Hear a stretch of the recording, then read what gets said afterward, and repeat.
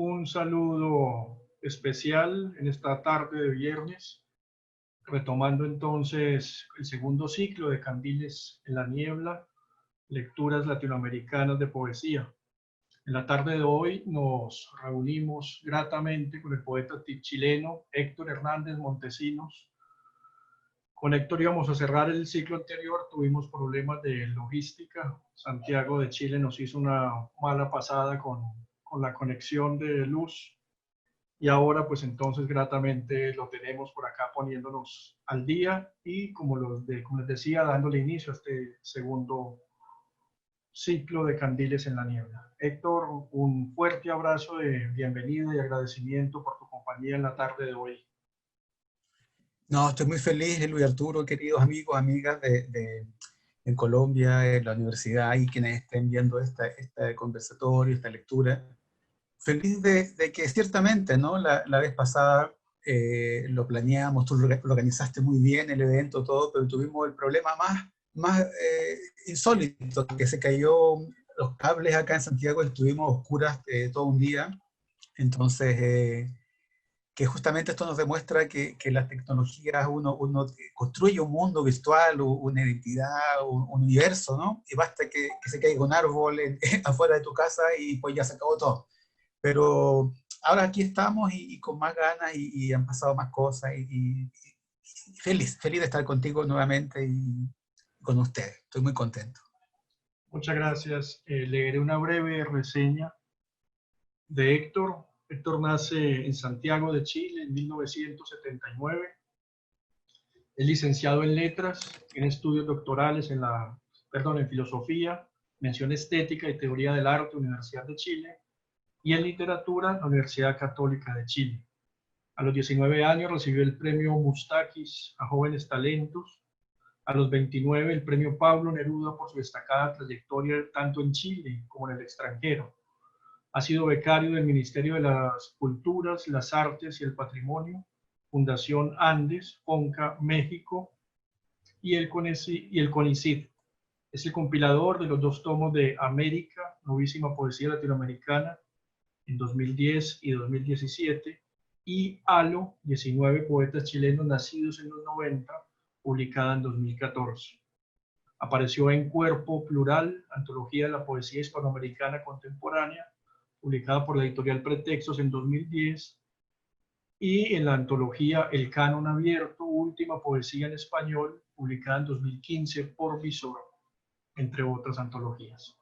Su proyecto de poesía, novelas, arquitectura de la mentalidad, está conformado por La Divina Revelación, 1999-2011, Debajo de la Lengua, 2007-2009, y O4, 2002-2019. Ril Editores publicó sus novelas Ensayo sobre el quehacer poético, Buenas noches Luciérnagas, Chile 2017, España 2018, y Los nombres propios, publicado en Chile en 2018 y en España en 2019.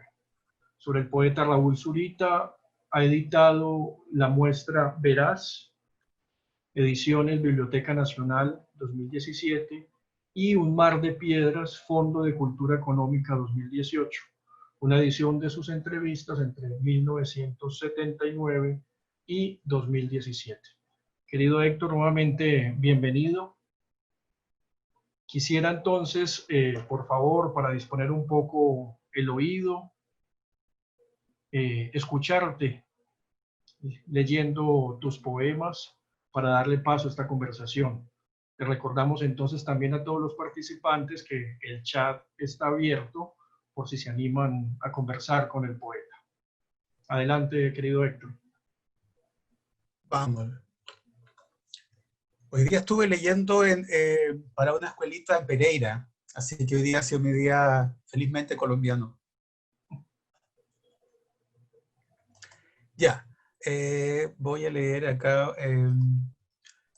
voy a leer unos textos de este libro que publiqué hace poco tiempo, que lo terminé de escribir el mes de julio, agosto del año pasado, que coincide un poco acá en Chile con las fechas previas, ¿no? a lo que fue el estallido social, que marcó muchas cosas en el país y fue muy ha sido muy relevante, es muy relevante.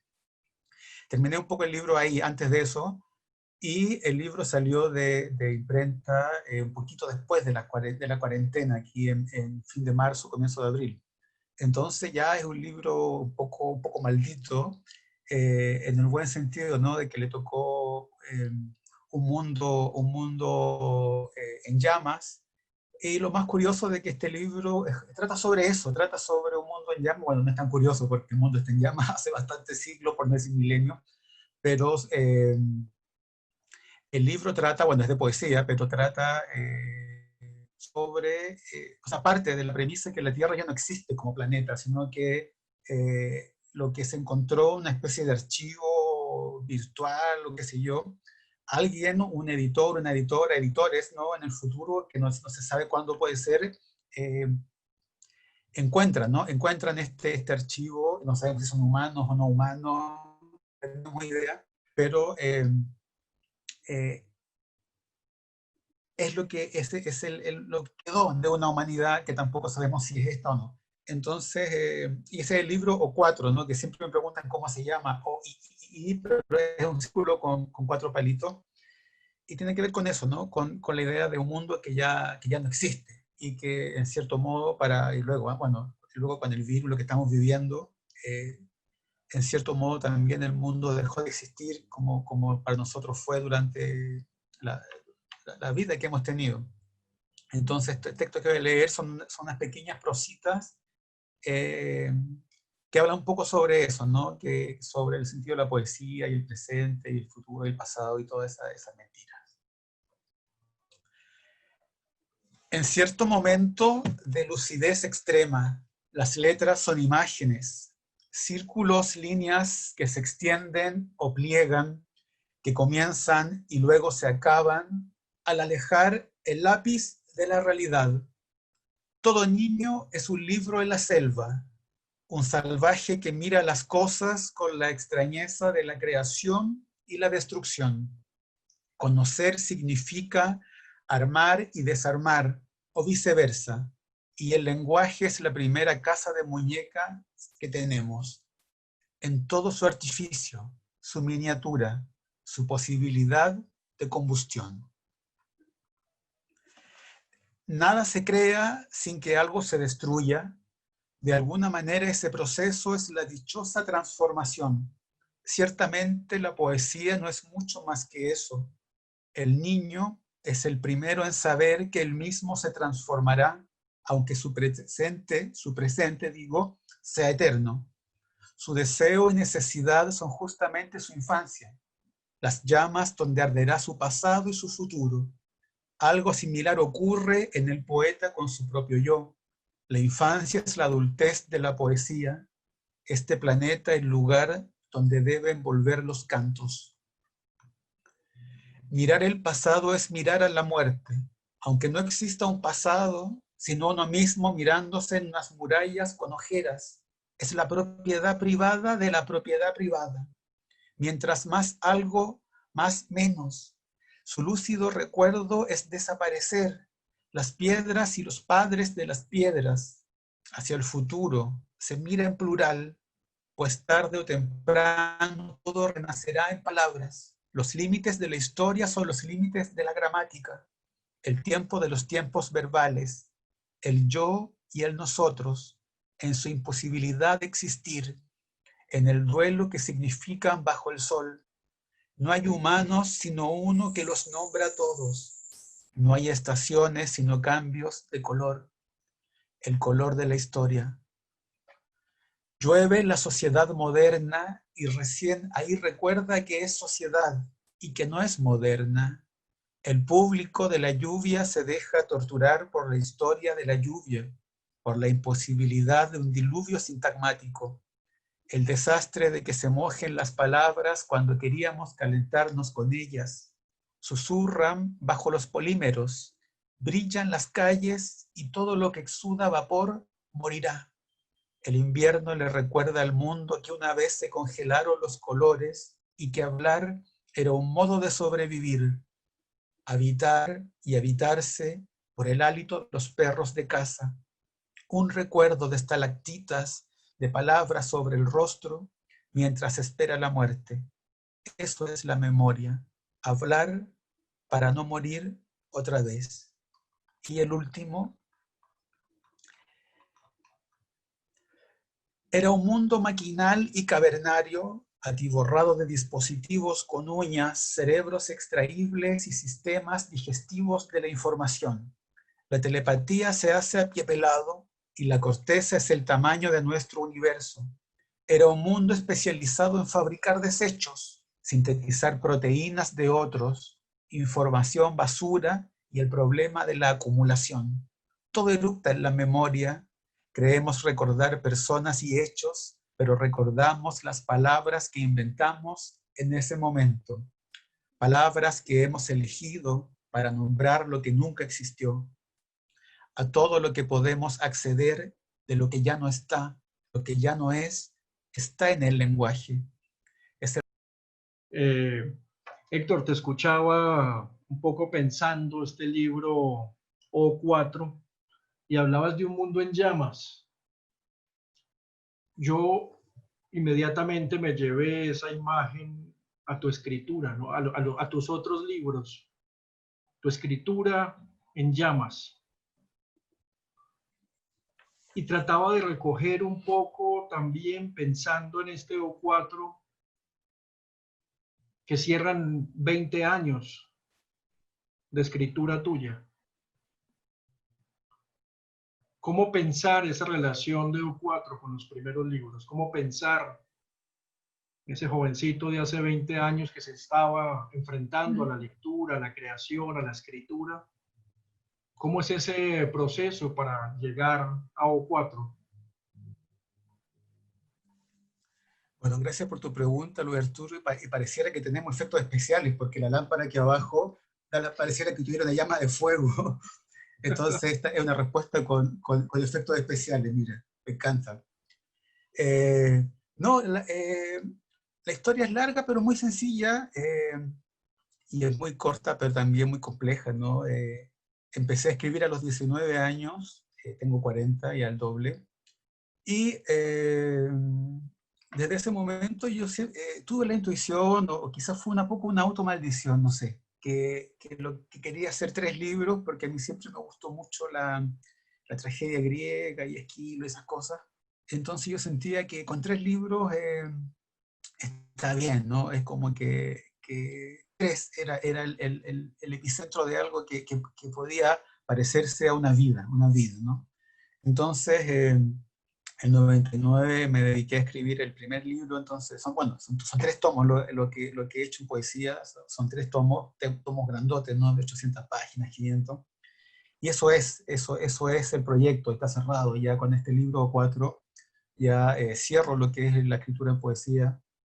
Entonces, de los 19 años que comencé el proyecto hasta ahora que lo terminé a los 39, son 20 años, como tú bien dices, de estos 3 libros, y que ciertamente si algo podría caracterizar un poco.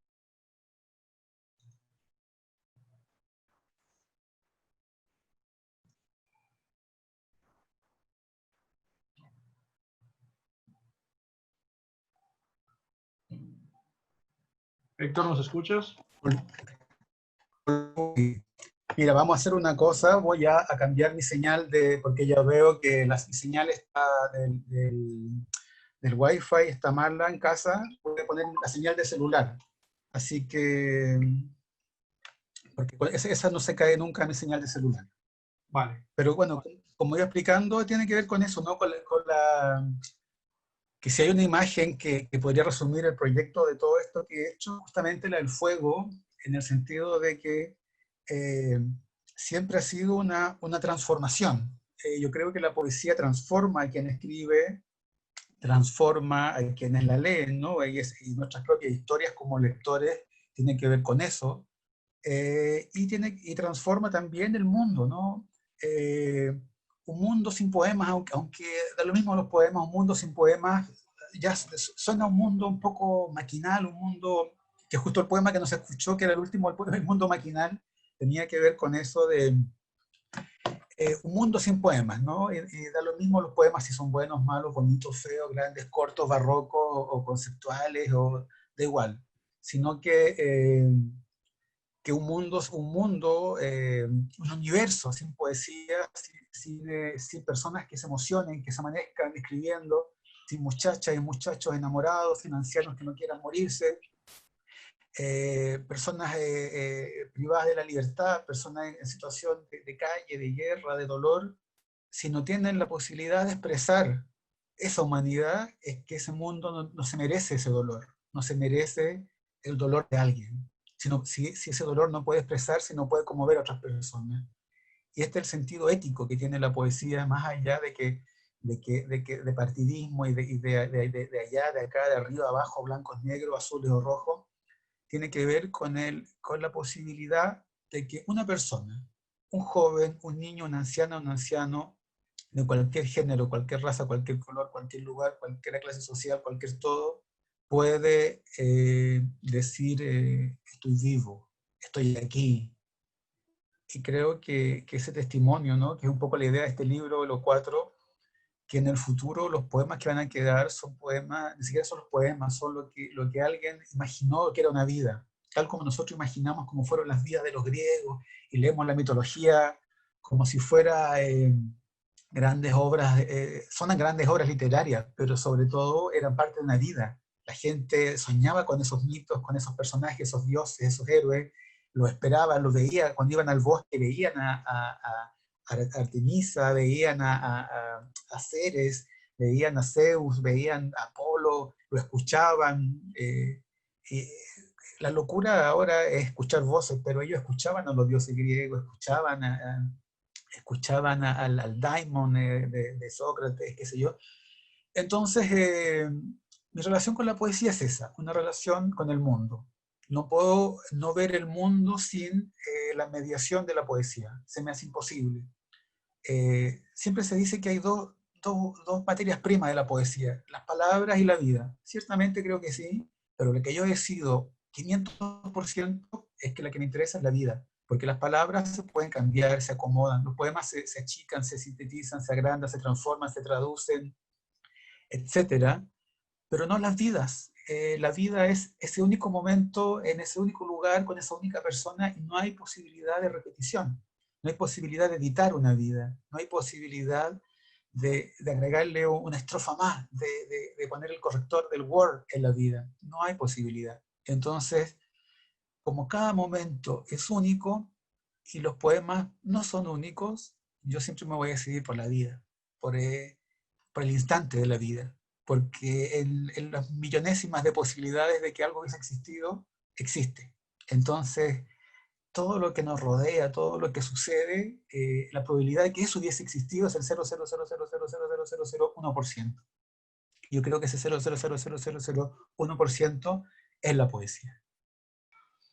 Héctor, nos contabas ahorita que el libro 4 se va a la imprenta antes del estallido social y antes, por supuesto, de esta pandemia terrible en la que estamos.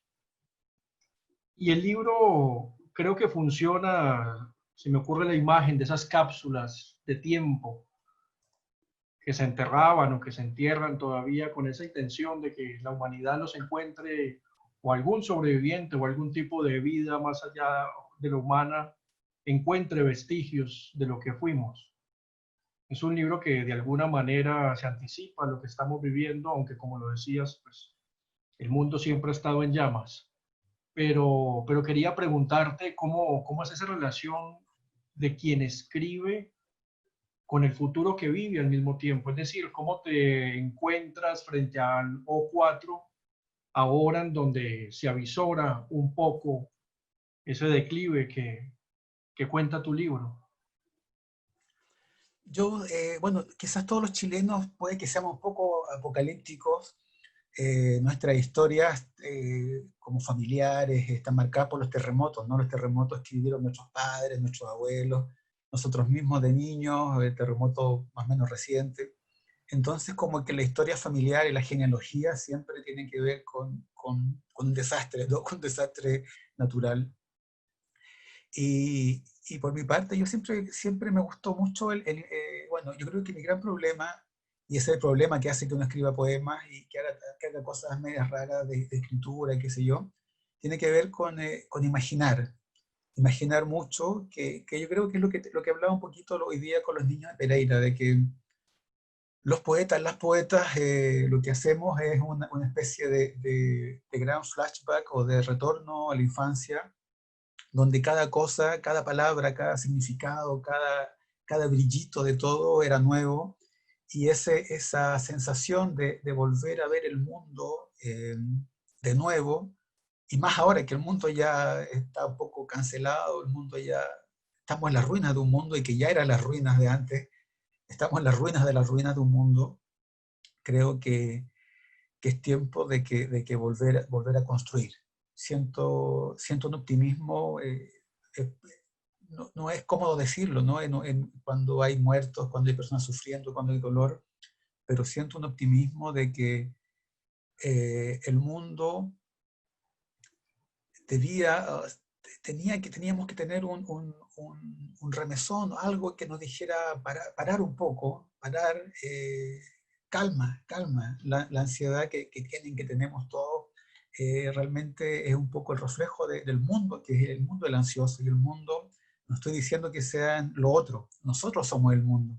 Cuando luchamos a veces contra el capitalismo y aquí y allá, y cuando nos separamos de lo que estamos luchando, justamente ya es una batalla perdida, porque nosotros somos el mundo, nosotros somos todas las cosas las que luchamos, contra las que luchamos, somos también ellas, porque también tenemos una cuenta bancaria, también tenemos, ahora que volví a abrir el Facebook, qué sé yo.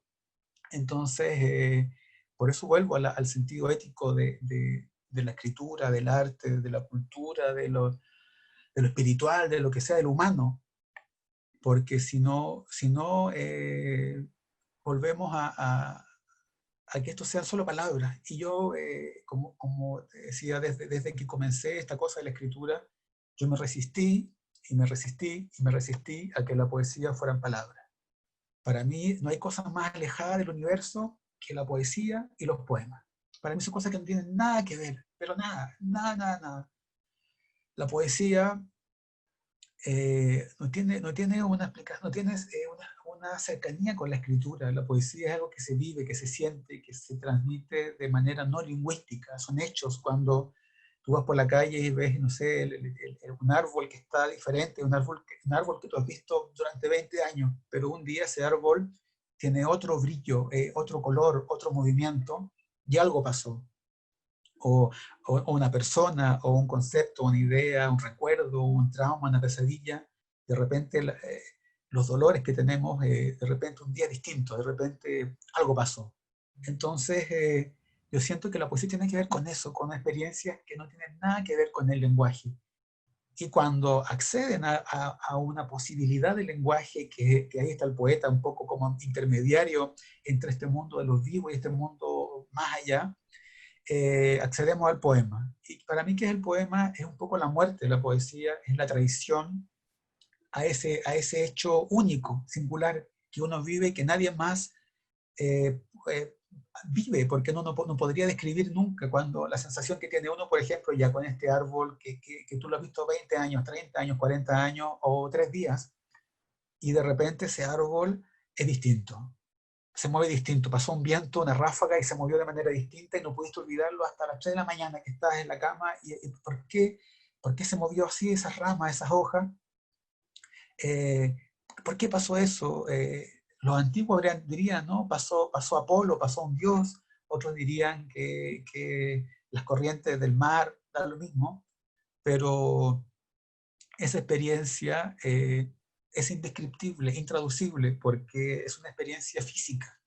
Yo siempre yo digo el chin, y cuando hago chin muevo las manos, no se ve, pero digo chin, es ese momento, porque es una expresión biológica. Mi cuerpo hace chin cuando veo algo que me emociona o que me modifica, me llama, mi cuerpo reacciona y no es porque yo sea una antena parabólica de la locura, sino que a todos nos pasa que reaccionamos frente a cosas que son maravillosas. Y la diferencia, si hay una diferencia entre los artistas y no artistas, es que los artistas se quedan pegados con esas cosas. Las personas no artistas, que no son mejores ni peores, la olvidan, la dejan pasar, pero también las viven igualito que los artistas, las artistas. Por eso la diferencia es que nosotros nos quedamos con eso y lo transformamos en un poema, en una canción, en una película, una obra de teatro, una obra de danza, una artesanía, un canto, un secreto, etc. Pero los materiales de trabajo de toda la humanidad es la propia humanidad. Entonces, cuando yo tengo que pensar en mi poesía, no podría jamás hablarte de las palabras, ni siquiera de los poemas, sino que tengo que volver justamente al hecho de que detrás de cada poema hay un montón de noches sin dormir, hay un montón de terminales, de buses, de aeropuertos, de carreteras, en que alguien no me pude despedir. Y lo único que me quedó fue escribir un poema 2 días después o 2 décadas después, es lo mismo. Pero para mí la poesía siempre es un hecho de vida, un hecho de la demostración de que uno sobrevivió a algo y posiblemente a sí mismo. Muchas gracias, Héctor. Héctor, escuchándote en esa reflexión tan bella que hacías sobre la ética en la escritura, yo volvía a un par de entradas que tienes en este librito, en esta antología, entradas o segundas evidencias mejor, y dicen, la poesía le ofrece al mundo no una visión de la poesía, sino una visión de ese mundo. Y la otra que quería destacar es, la poesía ve ruinas donde el mundo ve monumentos. Sí, son un par de escritos tuyos ahí. Y quería relacionarlo ya para pasar un poco también de O4 y hablar de otros temas. Quería preguntarte también, nos hablas de la vida y en tus libros te encontramos ahí presente, es decir, hay una especie de híbrido enorme en donde se recrean personajes.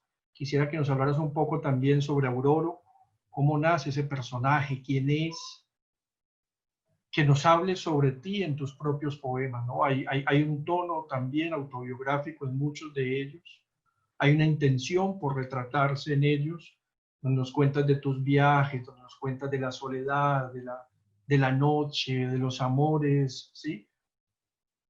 ¿Cómo se articulan todos esos elementos en un libro y más en un libro de 500 páginas, en un libro de poesía de 500 páginas?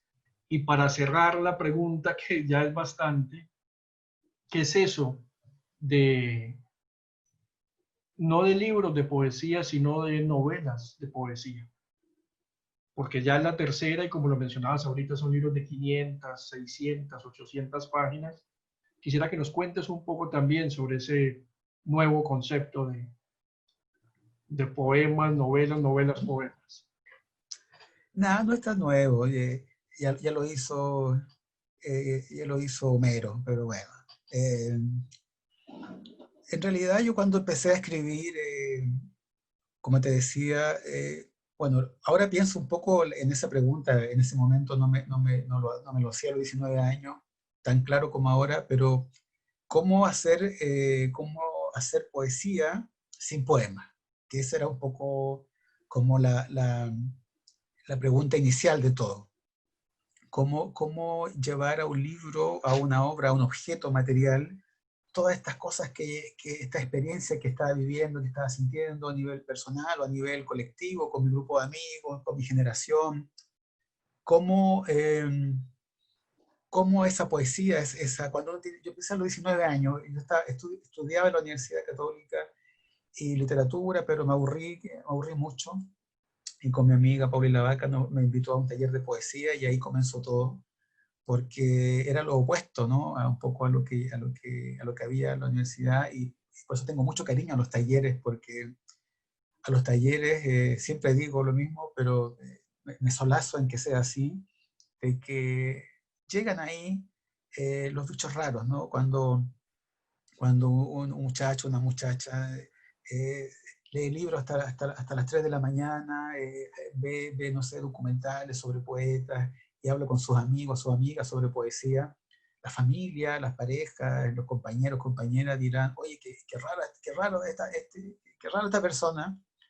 Y seguramente todas las personas que hemos escrito, que hacemos arte, este tipo de cosas, nos hemos sentido un poco siempre fuera de mundo, ¿no? Y no es que sean malas personas que nos rodean, sino que ciertamente lo que hacemos es un poco raro. Entonces, cuando a este taller llegan, a un taller cualquiera, ¿no? Llegan 5 o 6 bichos raros, entonces en ese taller ya nadie es bicho raro. Todos somos iguales, somos comunes, algo común nos une. Y todo lo que sea común es siempre una ética. Entonces, cuando en un taller eh, estos 5 bichos raros empiezan a hablar de poesía y Rimbaud y toda la cosa que siempre se habla y que siempre se va a hablar fantásticamente de Ginsberg, de Huidobro, de lo que sea, es algo mágico. Comienza algo ahí que es importante porque te das cuenta, al menos en mi caso, ¿no? Que por primera vez me di cuenta de que no estaba solo, de que estas voces, ¿no? Que estos dioses griegos que te hablan, también le hablan a otros. Y cuando te das cuenta que los dioses le hablan también a otras personas, y no lo digo en sentido mesiánico, nada, sino que digo las voces. Todos tenemos voces, las voces que nos hablan, y que son nuestras voces, las voces de nuestros muertos, nuestros amores, nuestros futuros, nuestros hijos, nietos, tataranietos, etc. Todo nos habla. Cuando podemos escuchar ese árbol que se mueve con la ráfaga de manera misteriosa, cuando podemos escuchar ese árbol, es porque nos está hablando, porque aprendimos a escucharlo. Cuando vemos una nube hermosa y nos conmueve una nube, de las 100.000 millones de nubes que hay, pero una nos conmueve, es porque aprendimos a escucharla. Entonces, mi relación con el comienzo de estas voces, estos personajes, tiene que ver con eso, habían tantas voces, tanta gente adentro de mi cabeza, y que usted no me ve, pero yo soy bien cabezón. Entonces, había tantas voces, tantas personas hablando, que yo dije, ya, lo que voy a hacer es que todas tengan un derecho a hablar, que tengan un derecho a la palabra, un derecho a una voz, a un poema. En ese sentido, la poesía y la literatura es una democracia psicológica, de algún modo, porque uno se permite que hablen a través de ti otras voces, otras personas, lo que has leído, lo que no has leído, lo que has imaginado, los recuerdos. Entonces, parece que yo tenía mucha gente en la cabeza, porque después de hacer libros de 800 páginas, de 500 páginas, parece que tenía como un planeta entero en la cabeza, y empezaron a aparecer estos personajes. Y lo que hice fue muy natural, porque lo que simplemente, como te cuento, lo que hice fue escuchar, aquí hay una voz. Esta voz que me está diciendo, y esta voz también está viendo algo. Por ejemplo, hay un poema que yo creo que luego al final lo voy a leer, un poema de los juncos, el río, un niño en el río, y unos juncos cantan, y qué sé yo. Fue tal cual, yo iba a comprar, estaba en México, iba a comprar un pancito, un jitomate que se llama ya un tomate, y voy caminando a la tiendita. Yo vivía en Colima, un estado de México precioso, y voy a la tiendita y veo a un papá un poco como mi edad, 30 y tantos, quizás casi 40, bueno, esto fue hace 10 años, pero un papá joven, digo, y con un niño de unos 5 o 6 años jugando en un cerro de arena, que estaban como haciendo una ampliación en la casa. Entonces había como ripio, arena, saco de cemento. Entonces el niño estaba jugando con una figurita tipo un Max Steel, algo así, una figurita de superhéroe, algo así. Entonces el papá estaba regando con la manguera y echa agua, ¿no? En este cerro de arena. Y entonces el niño le cae el agua a su figurita, y el niño dice, papá, morí en el río. Y ahí apareció la voz. Yo dije, papá, morí en el río. Y ese niño desapareció, ese papá desapareció, el jitomate, el pan, México, todo desapareció.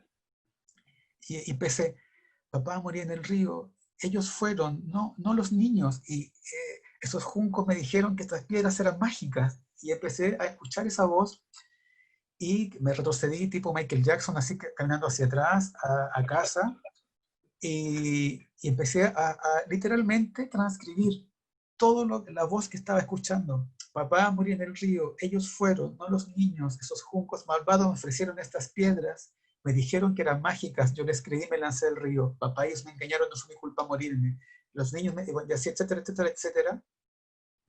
Entonces fue una sensación de que sí, era una voz, y esa voz era Auroro.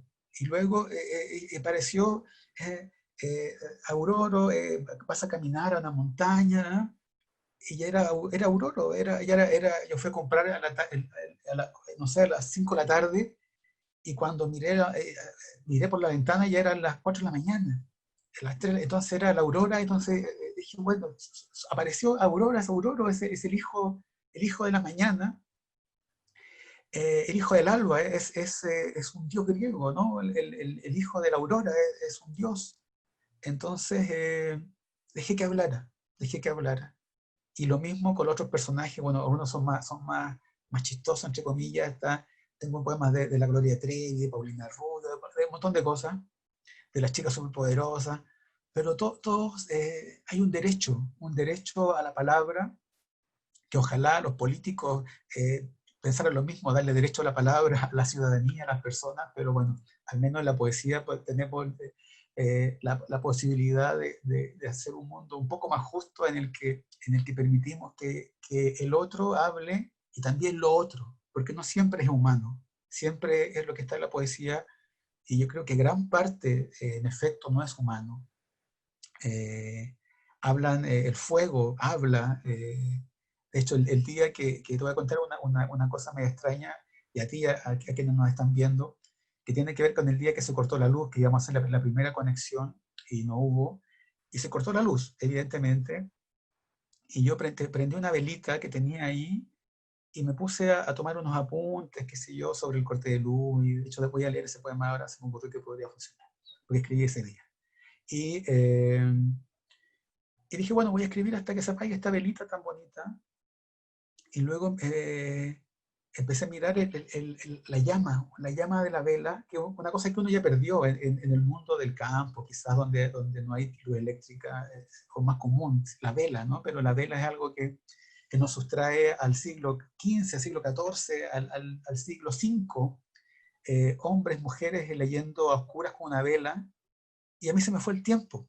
Yo dije, estoy a oscuras, rodeado de libros, escribiendo con una vela. Esto es el siglo XXI, pero podría ser el siglo XI perfectamente, y podría ser el siglo IV, y podría ser el siglo I antes de Cristo, y es la misma escena. Un hombre escribiendo a la luz de una vela. Y la luz de la vela en específico tenía unos movimientos que yo jamás había reparado. Cómo se movía esa luz, cómo suena, cómo canta, cómo esos colores que van cambiando. Entonces yo tuve una revelación gracias a ese maldito corte de luz que nos arruinó nuestra lectura anterior.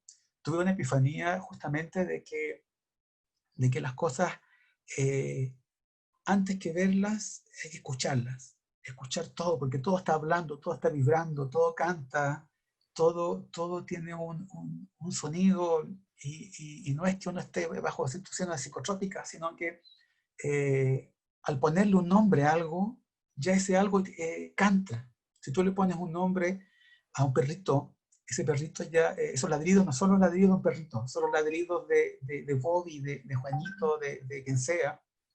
Entonces, hay algo ahí en la palabra, hay algo ahí en el ver, hay algo ahí en esas voces.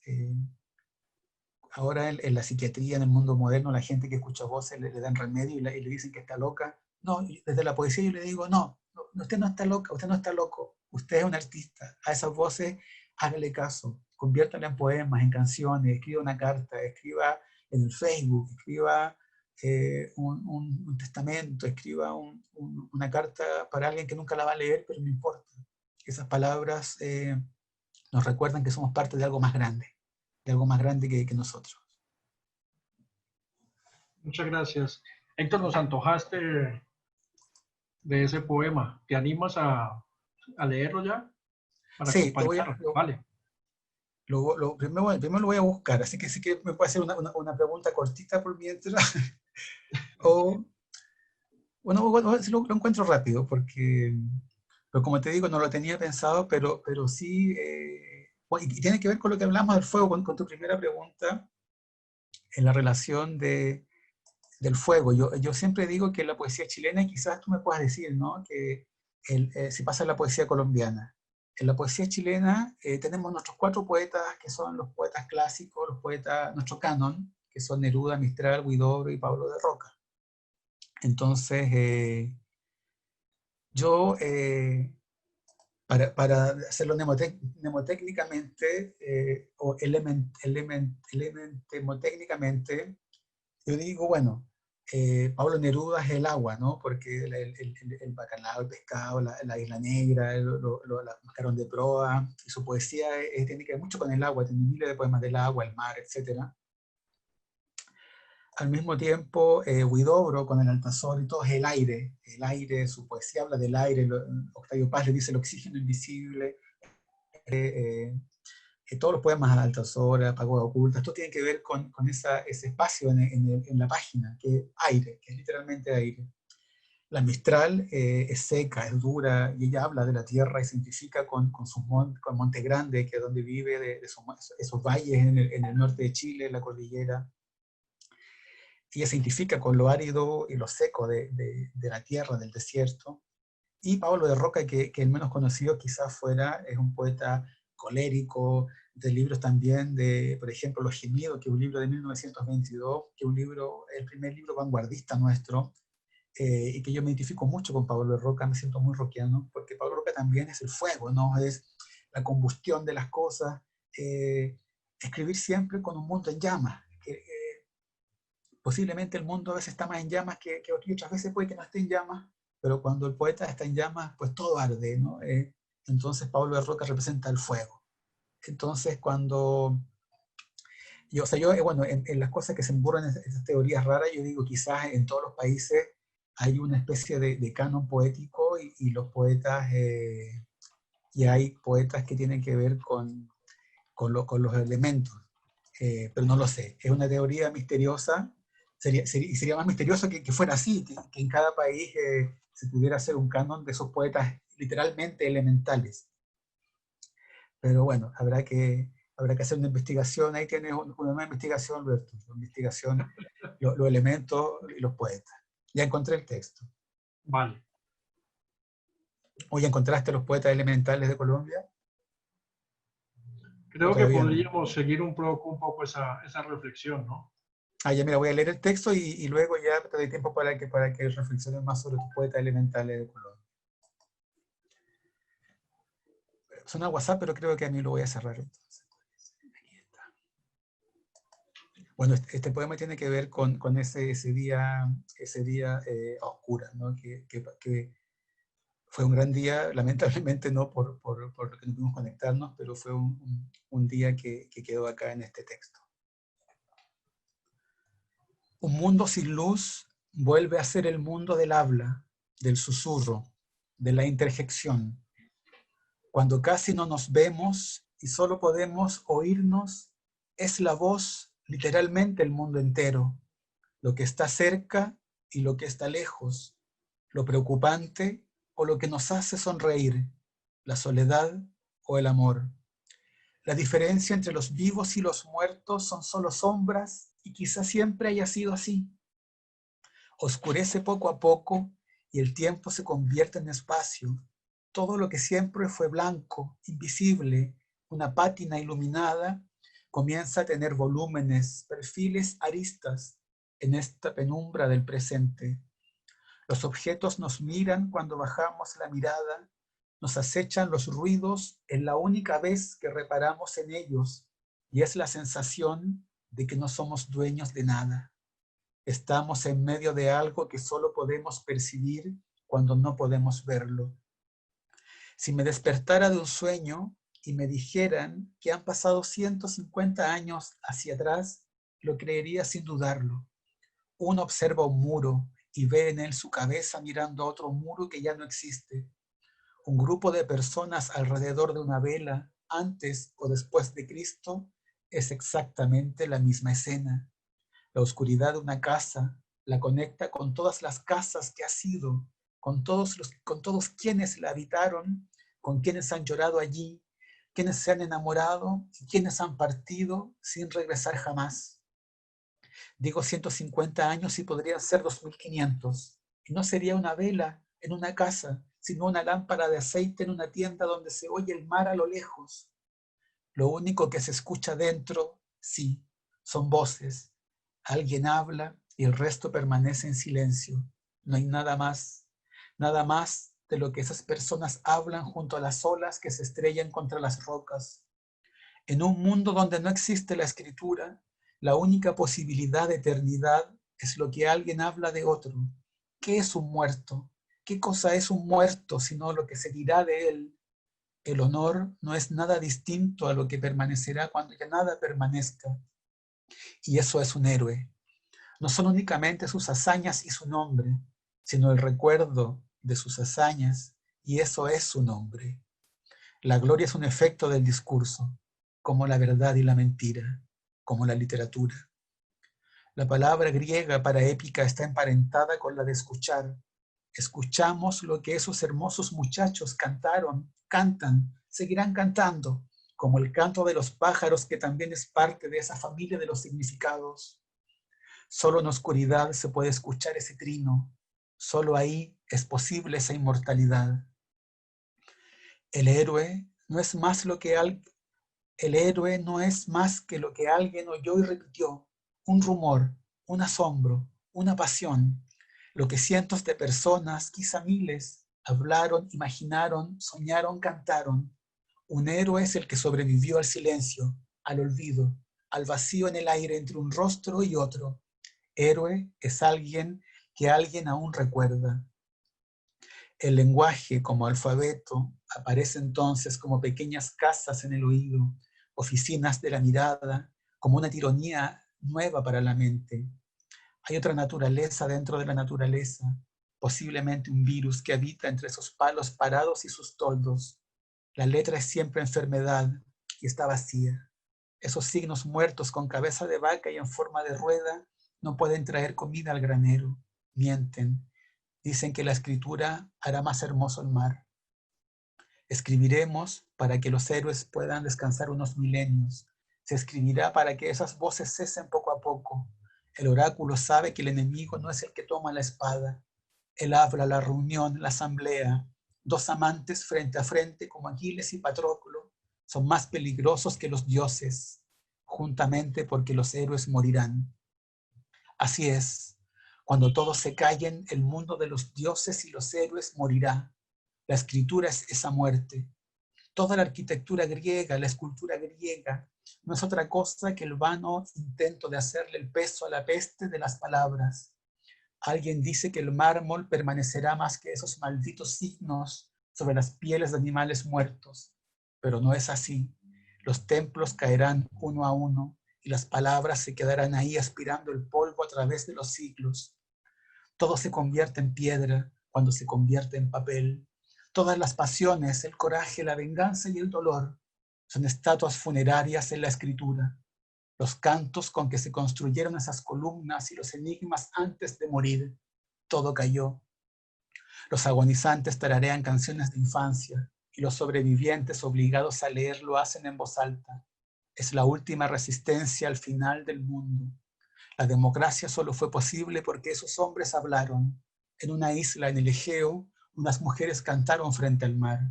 La belleza es la definición de lo que no se puede escribir, lo que no tiene palabras que puedan expresar otros que no estén frente a la belleza. Así la muerte, así el amor.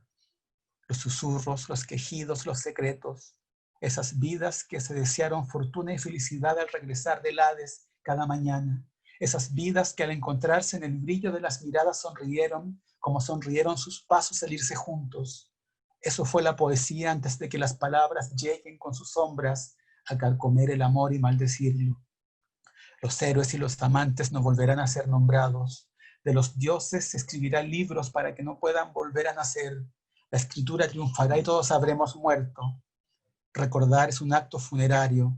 Se recuerda lo que desaparecerá. Regresa la luz, termino estas palabras y sí, todos habremos muerto. Era largo, pero bueno, fue muy largo el corte de luz también por eso. Largo y necesario, gracias, Héctor. Héctor, quería hacer un cambio un poco drástico. Ahorita te me adelantaste con un tema que me parece importante y es el de los talleres de creación, en particular tu experiencia con el Balmaceda, ¿no? Y con tu generación, con tus compañeros y compañeras. No sé si sucede en Chile, en Colombia, viene de unos años para acá, que ha ganado mucho espacio en la academia, en los pregrados y en los posgrados, la titulación en creación, ¿no? Pregrados en creación literaria, maestrías en creación literaria. ¿Se puede enseñar a escribir? ¿Se puede enseñar la poesía? Eh, bueno, acá no son tan comunes, pero debería. En la Universidad Diego Portales sí hay licenciaturas creativas, hay literaturas creativas y sí hay la posibilidad de hacer una licenciatura, una tesis, un seminario creativo. Lo que me parece fantástico porque de hecho eh, estamos hablando de lenguaje, estamos hablando de pensamiento, estamos hablando de reflexión. Cuando creemos, y ahí yo soy súper antipático en esto, de que para mí los poemas no tienen que ver con los sentimientos. Para mí la poesía es una forma de pensamiento. Aunque sea el poema más románticamente cursi, lleno de alma y mariposa y lo que sea, es que es el minuto después, porque cuando está en el sentimiento no hay palabra. La persona que está enamorada, enamorada pero a full, no escribe poemas, está enamorada, disfruta con su amado, con su amada, y no pierde tiempo escribiendo poemitas de amor. Entonces el poema, el lenguaje está 5 minutos después del amor, y es cuando ya podemos pensarlo, cuando podemos reflexionar sobre él y cuando ya somos otros. Entonces, en ese sentido, la poesía se puede enseñar, sí, se puede enseñar, pero se puede enseñar en el sentido de que recordarle a las personas, darle rostro, como decíamos antes las palabras, darle rostro a los fantasmas. Y los fantasmas pueden ser nuestros recuerdos, nuestros traumas, nuestras pesadillas, o nuestros miedos, sobre todo, ¿no? El gran enemigo de la poesía es el miedo. Por miedo la gente no hace cosas, no escribe, no lee, no canta, no baila, no le dice a alguien te quiero, no dice te extraño, no dice perdón, no dice disculpa, no dice gracias. Entonces, el gran enemigo de nosotros, siempre hablamos del sistema, el poder y todas estas cosas. Yo creo que el único enemigo, el único, y esto es una fuerte, el único enemigo que tenemos es el miedo. Porque el miedo nos hace que compremos, que consumamos, que nos fanaticemos, que olvidemos, que dejemos de querer, que dejemos de recordar, que dejemos de escribir, que dejemos de soñar, que dejemos de tener fe, que dejemos de amar. Y todo eso no son otras cosas. No es ningún ismo, los enemigos, y tampoco los amigos. Es el miedo. Entonces, cuando uno se convierte en algo así como un poeta, uno es un testimonio, y no digo un testimonio del lado bueno de la fuerza, uno es un testimonio de que se atrevió a hacer cosas. Y cada persona que escribió un poema triunfó, porque hubo una guerra entre el universo y el no universo. Ese poema que alguien escribe, sea como sea, da igual, pudo perfectamente no haber sido escrito. Y el 99.99999% era para que no fuera escrito ese poema, pero se escribió. Entonces, el triunfo es un triunfo abismal, es como una goleada al universo, que existe un poema. Y ese poema siempre es un triunfo. Entonces, cuando uno hace un taller o enseña, yo hago clases en la universidad de literatura, a veces cursos de poesía, yo creo que sí se puede enseñar estas cosas. Me da lo mismo si un alumno o una alumna me trae un soneto, me trae un poema conceptual, un poema concreto, un poema barroco, un poema objetivista. Me importa exactamente lo mismo, porque lo que menos me interesa de su poema es su poema. Es lo que menos me interesa. Como te decía antes, las palabras se pueden corregir, lo podemos transformar, apretar, sacar, poner.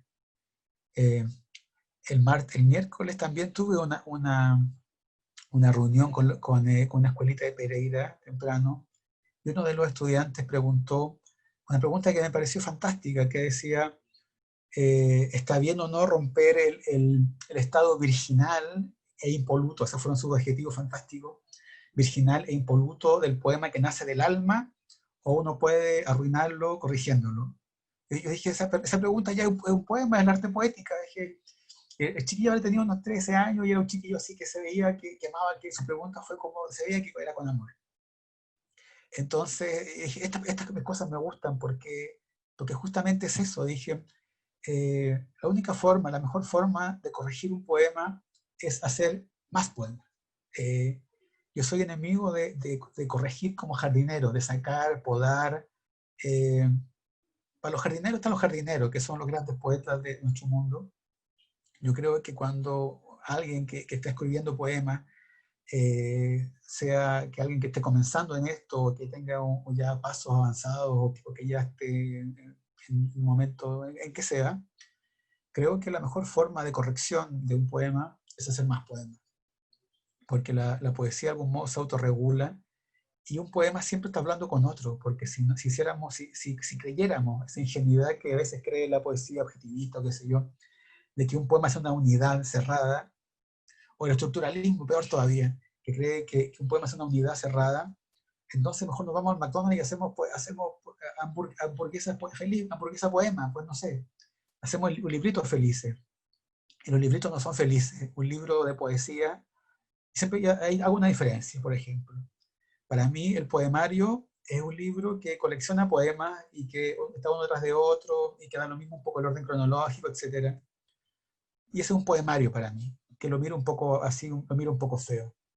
Pero un libro de poesía está pensado, construido, que ese poema que va al comienzo tiene que ir ahí, y no podría ir en el segundo lugar, ni en el quinto, ni en el octavo, ni en el último. Tiene que estar ahí porque ahí tiene que estar, porque dialoga con el que sigue, y si uno lo mira desde atrás, dialoga con el último, y el segundo poema dialoga con el penúltimo, el tercero con el antepenúltimo, o si uno los da vuelta y lo hace un origami, este otro se contacta con otro, etc. Entonces, estas cosas sí se pueden enseñar, yo creo, que un libro de poesía y un poema está en diálogo con todo. No son papas fritas, no son papas fritas. Ojalá fueran papas fritas para alimentar al mundo. Son papas fritas, me encantan las papas fritas, amo las papas fritas, pero no. Entonces, en los talleres, en la universidad, que ahora estoy un poco peleado con el mundo de la universidad, pero bueno, pero con ustedes me reconcilio, pero estoy enojado con la universidad. Eh, sí se puede enseñar, y uno hacer un testimonio, y suena medio así como de rehabilitación, pero no. Por ejemplo, yo veo, no sé, a nuestro poeta Raúl Zurita, y es un testimonio vivo, o a Carmen Berenguer, a Pedro Lemebel, qué sé yo, a Soledad Bariña, digo de Chile, a poetas amigos, que su sola existencia, aunque estén en su casa junto al estufa muertos de frío, su sola existencia ya es un testimonio de que sobrevivieron a una época, sobrevivieron a sus propios demonios, sobrevivieron a un mundo espantoso, y están ahí. Y entonces, para mí cada poeta es un testimonio. Aunque a veces me peleé con ellos, me caigan mal, me caigan bien, da lo mismo. Un poeta joven y mucho más joven, es una maravilla que alguien, no sé, como este niño de la escuelita de Pereira, con su pregunta tan emocionada del carácter impoluto y virginal de lo que sale del alma, si se arruina con la corrección. Y eso fue lo que le dije, le respondí eso, y lo respondo ahora también, de que son cosas que uno puede enseñar, de que la corrección es seguir escribiendo. Del mismo modo que uno lee también, no lee para ser más culto. De hecho, creo que cuando uno lee se hace menos culto. Aquí me va a retar, los profesores me van a retar, pero yo creo que yo soy un poco como los estoicos, así estoy medio Marco Aurelio, qué sé yo. Yo creo que hay que leer menos y pensar mucho más. O sea, estamos saturados de escritura, de lectura, de lectura de cosas innecesarias, de información basura. Estamos rodeados de información basura, de papas fritas y hamburguesas, culturales, intelectuales, de todo tipo. Y creo que bueno, no soy un ejemplo de que digo que hay que ponerse un poco a dieta, pero una dieta un poco de lo que uno lee, lo que uno ve.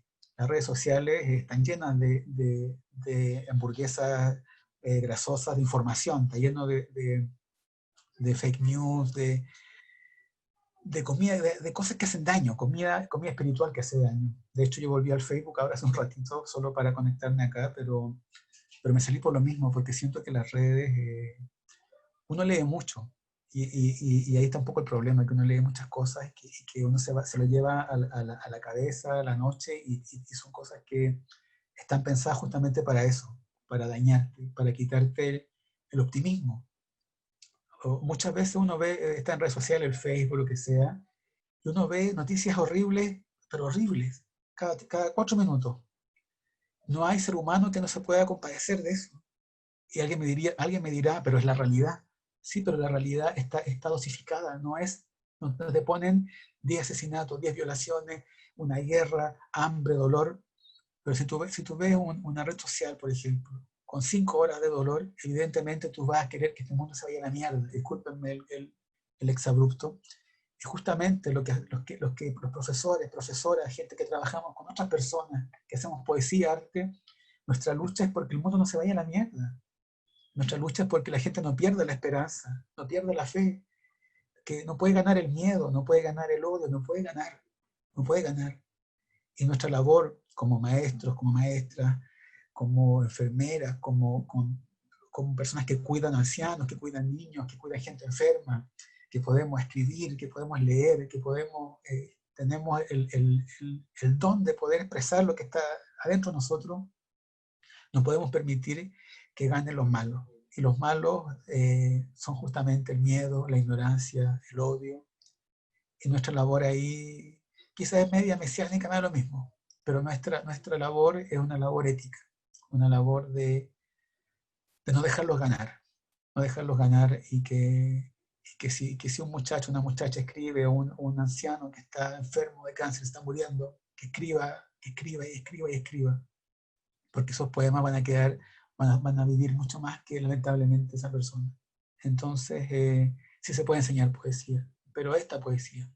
Yo en mis talleres, cuando les digo primer taller, hago un taller y digo, bueno, en este taller yo no voy a leer ningún poema de ustedes, no me interesan sus poemas. Entonces la gente queda como, ¿y qué mierda viene este taller? Esto que es una estafa piramidal, esta cosa que es. Y empiezo a explicarle estas cosas y empiezo a hablar. Y al final de cada sesión del taller, yo hago así como un bordado y digo, bueno, todo esto que hablamos tiene que ver con esto, y es literatura. Y esto es arte, es lo que importa. Y la gente se queda bien feliz, se queda bien contenta. Cuando me piden muchos poemas, ya, cuando son muy cruciales, digo, ya, bueno, sí. Pero en general, como te decía al comienzo, ¿no? Soy un guerrillero, un terrorista de la poesía, y siento que tenemos una labor, más ahora en este mundo, en este renacimiento. Yo creo que tal como el siglo XVI, después del medievo, después de pestes, guerras, hambrunas, monarquías que se caían, absolutismos religiosos, raciales, el mundo en fin del siglo XV, siglo XVI se fue un poco al carajo, pero esos italianos humanistas, desde Dante en adelante, me salió una rima, desde Dante en adelante, eh, algo pasa, y el Renacimiento justamente es la explosión del arte, la ciencia, el pensamiento, la belleza, los monumentos, pero solamente eso se pudo construir sobre la esperanza de los millones de muertos que hubo antes. No pudo haber sido de otro modo, del mismo modo que yo siento que Latinoamérica pudo construir la mejor poesía del mundo, que es la que tenemos nosotros en nuestro continente. Tenemos la mejor poesía del mundo. Y ahí soy chauvinista, pero chauvinista sudaca, 100%, 1000%. Que vienen los gringos, los europeos, que sea, decirme que su poesía, yo digo, bueno, no, y ahí me pongo antipático, y ahí soy un chauvinista sudaca, pero al cubo. Yo digo, no, no es cierto. La poesía que tenemos en nuestro continente, desde la poesía indígena en adelante, es una poesía que no se compara con nada. Nada se parece a lo que hicimos. El siglo XX en Latinoamérica es, es un nuevo siglo de oro. En España tiene el siglo XVI, que es un siglo maravilloso, su poesía, San Juan de la Cruz, todas las cosas son maravillosas, siglo XVI, siglo XVII. El siglo de oro de España es una maravilla. La poesía mística es sin duda el límite, es increíble, alucinante. Pero el siglo XX fue nuestro siglo de nuestra poesía y es un siglo de oro. Y posiblemente no van a querer entenderlo así, pero en el futuro dirán el siglo de oro de la poesía mundial, en el siglo XX fue la poesía latinoamericana. Héctor, ahí me das pie a una nueva reflexión. Estaba pensando en los ejercicios que has hecho de escritura. Ahora nombrabas esas figuras tutelares de la poesía chilena, de Roca, Neruda, Huidobro, Mistral. Tú has hecho reescrituras de estos poetas y también has hecho una labor importante desde las antologías. Está la antología Halo, ¿sí? Los de los 19 sí. poetas, y está ese par de antologías enormes de América. Quisiera preguntarte, pues acabas de hacer una defensa y un reconocimiento importante para la poesía latinoamericana, pero quisiera que nos contaras un poco sobre ese trabajo de reescritura de estos grandes poetas y que nos cuentes un poco también de tu trabajo como antologador, como lector. ¿Qué buscas en esos nuevos poetas y qué has encontrado?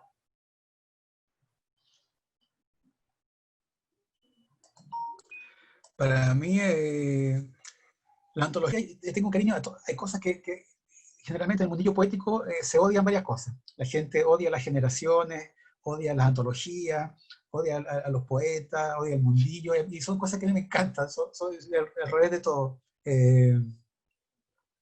Me encanta la posibilidad de una antología, me encanta, como te digo, el taller, y estaba cerrando esta ventana. Y me encanta justamente la antología porque tiene que ver con todo lo que estamos hablando. He tenido la suerte de viajar mucho, como buen sagitario que soy. He podido viajar mucho por la poesía y en cada viaje que he hecho siempre conozco gente bastante alucinante, poetas, chicos, chicas, mujeres, hombres, viejos, viejas. Y en un momento dije, pero aquí hay algo, ¿no? Tengo la posibilidad de viajar tanto y aparte tengo un imán de gente rara que me encanta. A veces como que me supera un poco cuando la gente es muy rara, pero por lo general me gusta mi imán de gente rara. Entonces voy en un bus, en la calle, o lo que sea, y me pasan cosas raras y me habla gente rara y me gusta. Entonces, muchas veces en lecturas, en festivales, van gente a ver estas cosas y yo me hago amigo de los más raros, que me gustan, porque tenemos una afinidad. Y me voy con ellos a tomar a un bar y conversamos y es fantástico. Y luego, casi por regla general, esas personas me muestran sus textos y me cuentan que están excluidas del mundillo, que están excluidas de los festivales, de los cacicascos, de las ciudades más chicas, y que los del ministerio los odian, y que la universidad los odian, y que no sé qué. Y casi siempre pasa de que esas personas, esa gente rara, que me gusta la gente rara, escriben de manera maravillosa. Y así he conocido a muchos de los poetas que aparecen en América, que son estas antologías van 2 tomos y un tercero que espero aparezca pronto, que son 40 poetas, ¿no? Por cada libro son 40 poetas, 2 por país. Y me propuse que fuera así, 2 por país.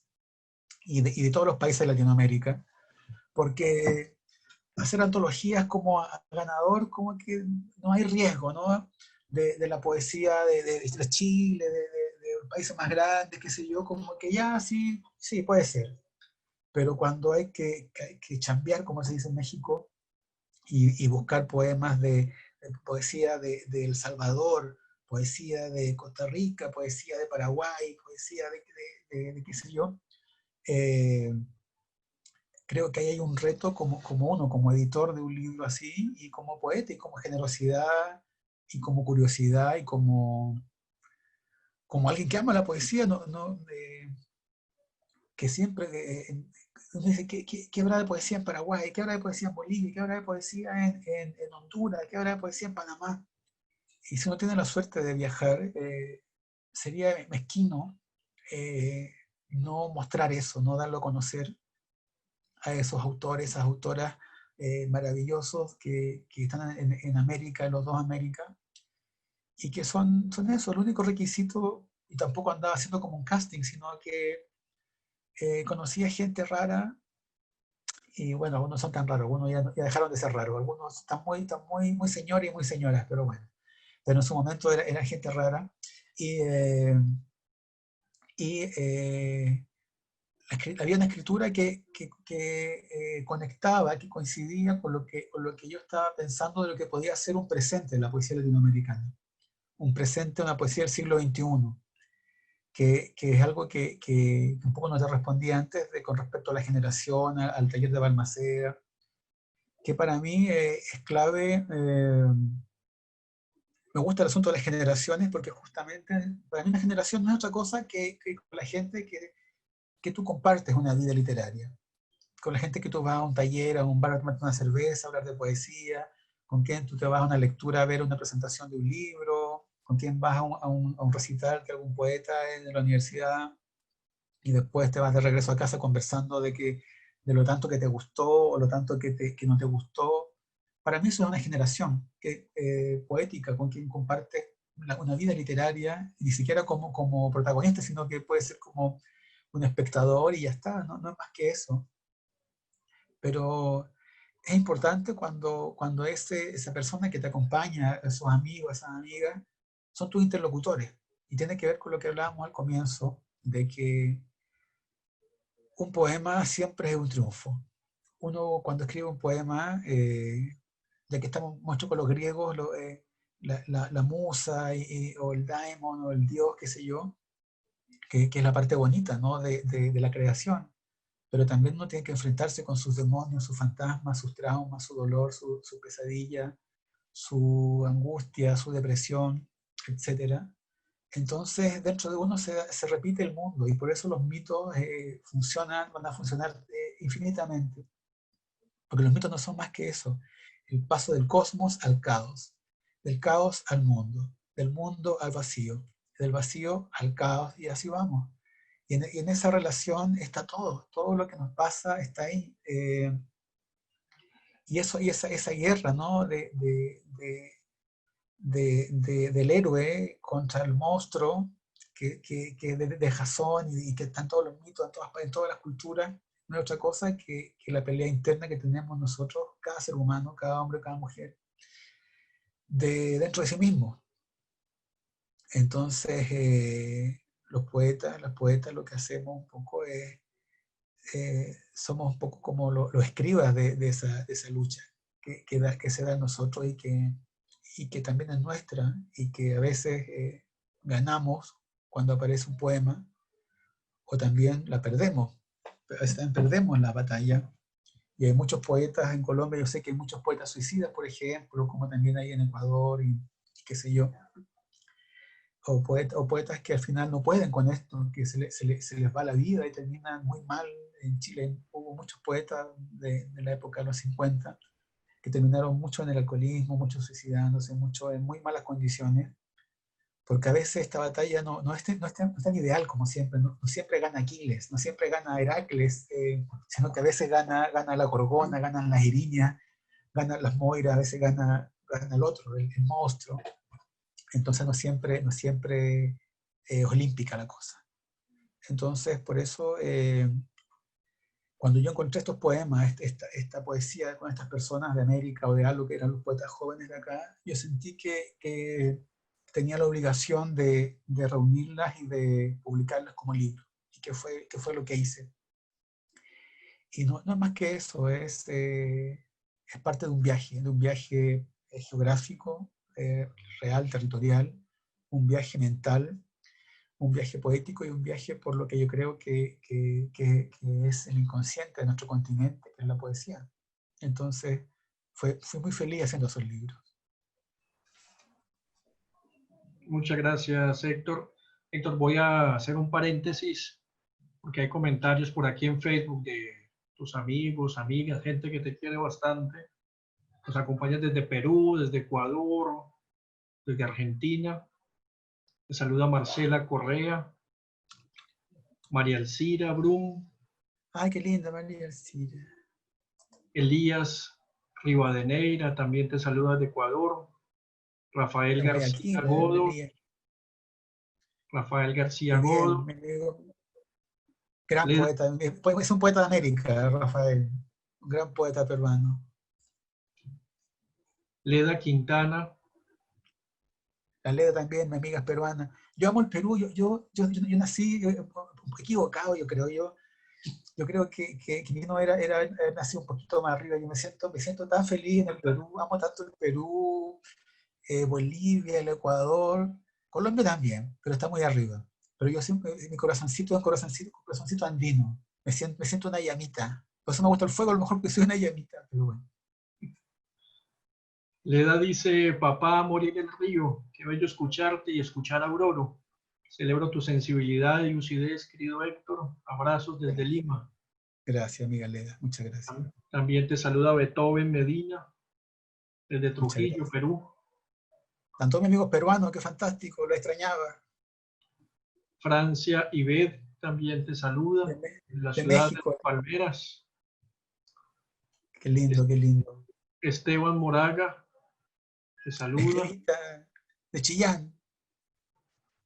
Isabel Cristina Restrepo también te saluda desde aquí, desde Medellín. Qué Celebra maravilla, tu, muchas gracias. celebra tu respeto, tu aceptación por la sensibilidad estética.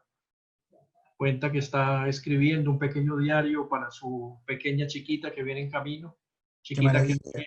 chiquita que es mi primera sobrina. Lo suponía que era tu hermana. Está completamente conmovido escuchándote y celebrando tus palabras para la escritura y para la creación. Y Qué acaba maravilla. de escribir también Freddy Yeset, poeta colombiano desde Buenos Aires. Freddy querido también.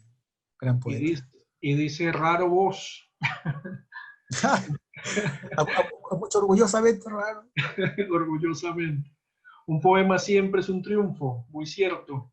Maravilloso este compartir, gratitud. Abrazo para los dos desde Buenos Aires. Lindo, Freddy, lindo, lindo. Héctor, para no abusar de tu generosidad, de tu tiempo, sé que tienes una lectura también en media hora. Estás No, participando. yo estoy feliz conversando contigo, estoy encantado.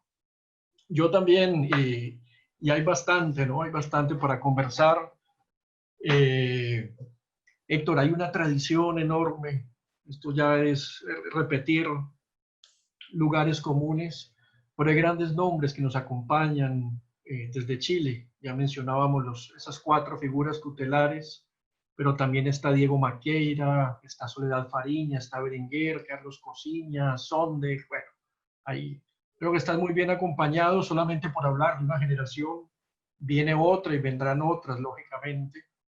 Quisiera que nos contaras un poco, que nos cuentes también sobre todo ese murmullo que hay alrededor ahora del Premio Nacional de Poesía, donde hay tres enormes poetas ahí. No me van a querer entonces ya. ¿Cómo, cómo? Ya no me van a querer ahora. No, mira, es que es muy raro porque Chile es un país que todo el mundo es un país de poetas y un poco como que nos vanagloriamos tanto de eso, un poco soberbiamente. Eh, pero pasa algo muy extraño, que acá no hay premios de poesía, no hay concursos de poesía, no hay un festival nacional de poesía. De hecho, no hay festivales de poesía. lo que se hacen, bueno, hacen encuentros, pero no hay como hay festival, no sé, Buenos Aires, festival de bueno, Medellín, qué sé yo. No existe un festival que tenga una tradición. Yo mismo hice con un conjunto de amigos, con Pablo Paredes, Paula Vaca, otros más, que son mis compinchas de generación, hicimos un festival entre el 2004 y el 2014 que se llama Poquita Fe, y que responde un poco al espíritu de las antologías. El 2004 fuimos invitados, el Pablo Paredes y yo, a un encuentro en Buenos Aires. Nos fuimos en un bus, cruzamos la cordillera, fue precioso ese viaje, y fuimos a Buenos Aires en 2004. Era nuestra primera salida al extranjero, a un festival. Entonces íbamos dichosos como van los chiquillos ahora a sus primeros festivales, en buses que recorren de Perú a Ecuador, de Ecuador a Argentina, en Chile, unos viajes maravillosos, esos viajes que uno hace de poeta joven, que son de la maravilla. Ese viaje hicimos con mi amigo el Chico Paredes, nos fuimos a Buenos Aires. Que bueno, hay que pensar que es una Argentina en Buenos Aires que está después de la crisis, ¿no? Que fue el 2001-2002, que fue muy fuerte. Entonces llegamos un poco a un país en ruinas. Pero, como siempre, casi siempre, la poesía fue el primer fénix de ese renacimiento. Y ahí estaban Cucurto, ¿no? Washington Cucurto haciendo los libros con las cartoneras, que recogía ese momento de la crisis, ¿no?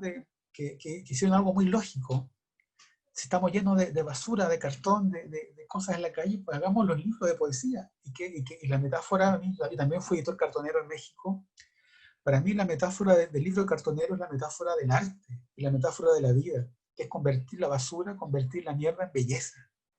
Y esa metáfora que se da en la propia existencia, que se da en la literatura, se da también en los libros cartoneros, porque lo que hacen los cartoneros, ahora quizá ya menos, no sé, es salir a buscar a la calle, que es lo que hacíamos nosotros con Jaskin cuando vivíamos en México. Salíamos a la noche a buscar cartones por Ciudad de México, hasta que encontramos los cartones, los llevábamos a casa, los limpiábamos, los pintábamos. Hicimos libros, ¿no? La propia María Alcira, que estaba por ahí, hicimos un libro de ella, el año 2009, y de los poetas que queríamos, el libro de Ernesto Carrión, de Ecuador, de Alan Mills, de Guatemala, de Jessica Freudenthal, de Bolivia, de Miguel Ildefonso, de Perú. Hicimos un catálogo latinoamericano con cartoneros en México, con la editorial Santa Muerte. Entonces, sí hay una relación siempre, ¿no? de esa ocurrencia, que eso es lo poético, ¿no? ¿Qué es lo que sobra acá? Papel y cartón. ¿Qué es lo que falta? Libros. Pues ya está, magia. La creatividad para mí es magia. Soy un convencidísimo de que lo creativo es algo contagioso. Si las noticias, en las redes sociales, las noticias se compartieran cosas creativas, la gente copiaría todo, en el mejor sentido de copiar. De que diría, ah, es cierto, podemos hacer esto, ah, es cierto. Que lo que pasó con las cartoneras, ¿no? Que fue algo muy lógico. Ah, mira, si estamos llenos de cartones, exportar, pegar, pintar, fotocopiar, imprimir el interior y ya está, tenemos un libro. Cuando estuvimos en Santa Muerte Cartonera con Jaskin en México, fuimos, viajamos por Centroamérica, nos fuimos, hicimos un viaje poético hermoso, partimos de Ciudad de México a Chiapas, al sur de México, hicimos talleres de poesía ahí, le enseñamos a los chiquillos que vivían allá, y ellos armaron su propia cartonera. Cuando fuimos a Guatemala, enseñamos a hacer cartones, los libros cartoneros, y se armó una cartonera en Guatemala. Después nos fuimos a Salvador, enseñamos a hacer los cartoneros y se armó una cartonera. Lo mismo en Honduras, qué sé yo. Y todos me decían, pero si es tan simple, ¿por qué no lo hicimos antes? Yo le digo, porque justamente lo creativo es una magia, es un milagro. Uno ve y dice sí.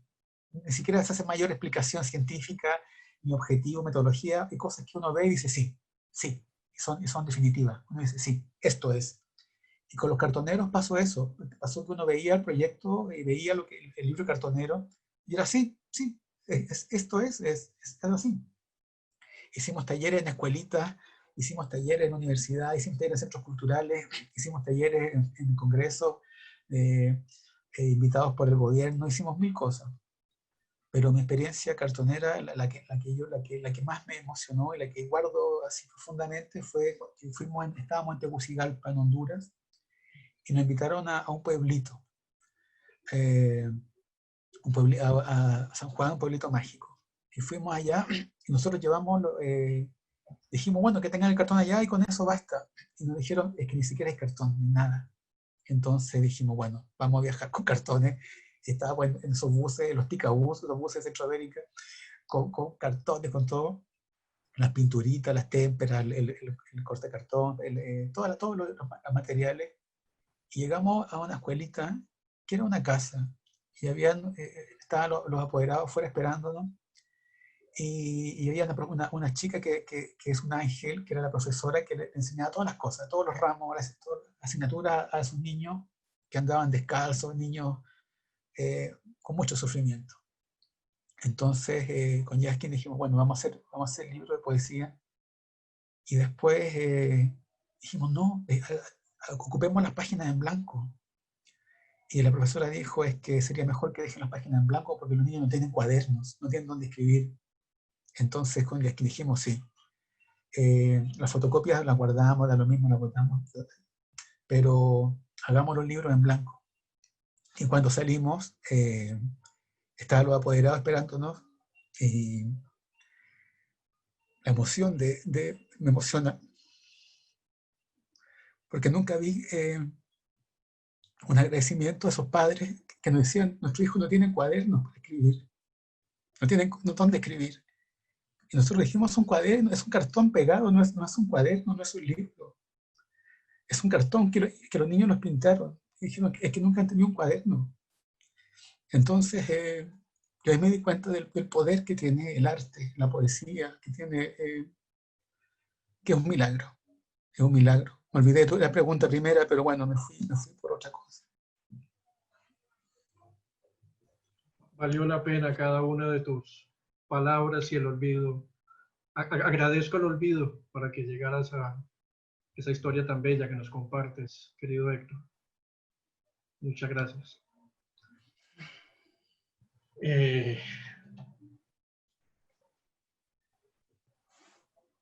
Así nos ponemos los señores viejitos y nos ponemos sentimentales. Pues ya. me fui con tu historia y me bloqueé con la conversación. Esperemos a que pase prontamente esta pandemia y este encierro tan fastidioso y que puedas volver para que hagamos aquí esos talleres cartoneros, ¿no? Claro, es que son tan sencillos, ¿sí? Si no se requiere más que una tijera, una pinturita, que aquí se llaman témperas, no sé como acuarela, da lo mismo, y papel, que puede ser página en blanco, como lo que contaba recién, o una fotocopia impreso, y ya está, y listo, hay un libro. En Guatemala hicimos un taller también que recuerdo que fue fantástico. Entonces, que eran chicos como de una universidad también, una universidad chiquita. Entonces, habían como 4 poetas. Entonces, cuando ellos hicimos un taller de poesía antes, después fueron al taller cartonero. Y yo le dije, ay, pero ustedes están repitiendo todos los talleres, ustedes están en todos los talleres. Y me dijeron, sí, que queremos hacer taller cartonero también. Entonces yo le dije, ya, pero vamos a hacer una cosa. ¿Tienen sus poemas en computador, en Word? Dijo, sí, lo tenemos en una página, una cuestión. Entonces dije, ya, pásenmelo. Y mientras con otros niños hacíamos el taller, yo mientras pasaba sus poemas al Word y los ponía en doble página. Bueno, la cosa es que estábamos no podíamos imprimir. Entonces imprimimos los poemas de estos niños, de estos chicos, y teníamos el interior. Entonces le dije, ya, usted en su libro, usted haga la portada que se imaginen de su libro, póngale un nombre a su libro, y el interior son sus poemas. Y ya pintaron el libro, le pusieron sus nombres, qué sé yo. Entonces después que lo engrapamos, aquí se dice corchetear, en México engrapar, no sé cómo se dirá allá, entonces se los paso y me dice, ya, chao, y le digo, pero llévense sus libros. Dice, no, pero si son suyos. Le digo, no, son sus libros, ustedes han publicado su primer libro. Y estos niños quedaron vueltos locos, así como, ¿qué? ¿Cómo? Ahí fue a hacer como una tarea, no sé, entonces le dije, no, acaban de publicar su primer libro, esta es su primera obra, guárdela usted como un tesoro. Y otra vez lo mismo, me voy a poner a llorar. La cara de esos niños alucinaban, estaban vueltos locos, decían, ¿cómo publicamos un libro así como Pablo Neruda? Me decían, ¿como Pablo? Y dije, sí, claro, como Pablo Neruda, como, no sé, García Márquez. Acaban de publicar un libro, este es su primer libro publicado.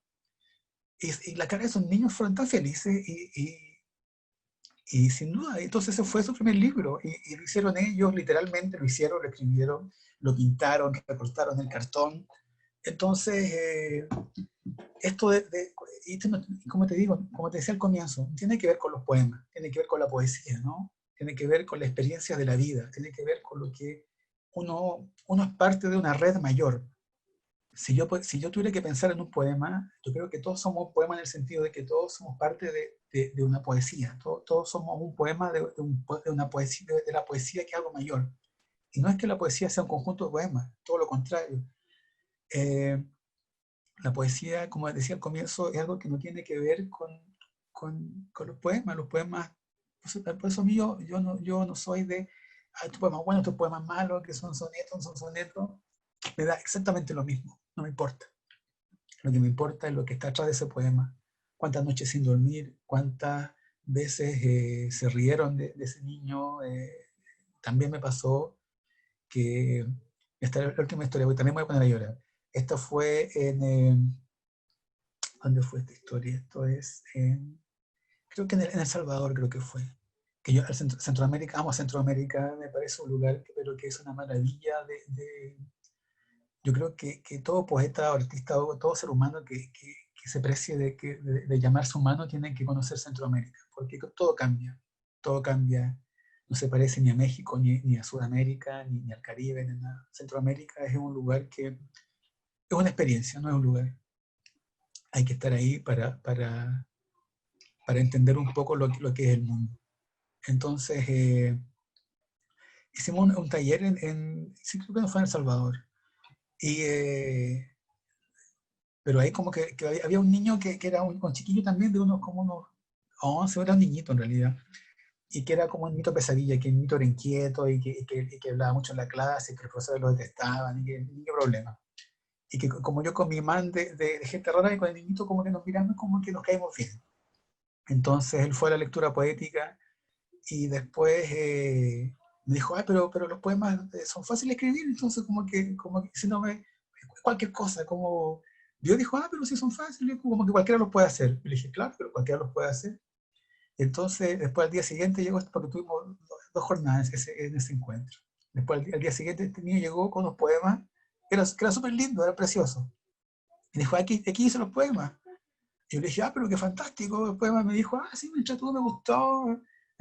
Bueno, en resumen, después yo conocí a las profesoras de ahí y después de mucho tiempo me dijo, es que ustedes hicieron un milagro porque este niñito era una pesadilla y ahora se ganó un premio municipal de poesía y el director lo adora.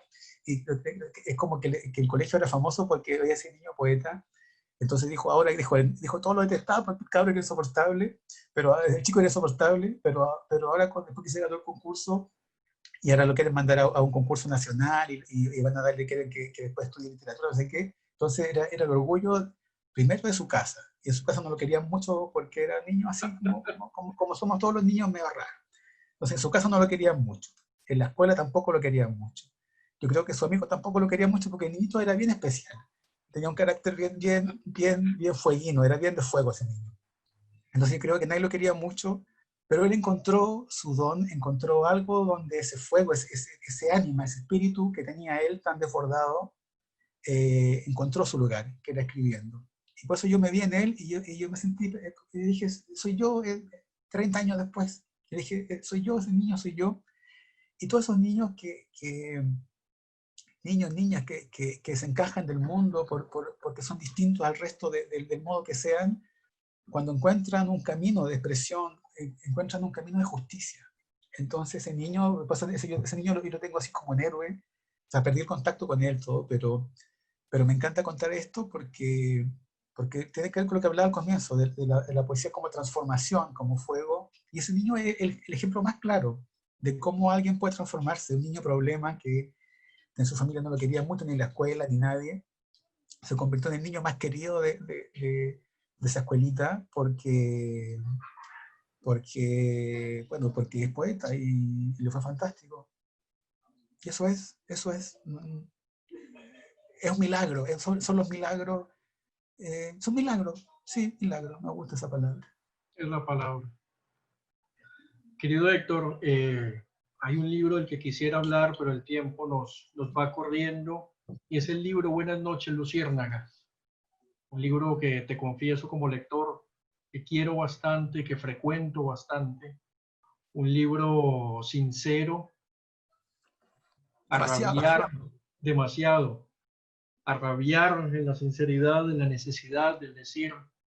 Un libro donde te despojas absolutamente de todo, donde sacas a la luz conversaciones, cartas, mails, eh, absolutamente privados, y uno se asoma por ahí a esa ventana y te ve absolutamente humano frente a tus libros, frente al computador o frente a las otras personas.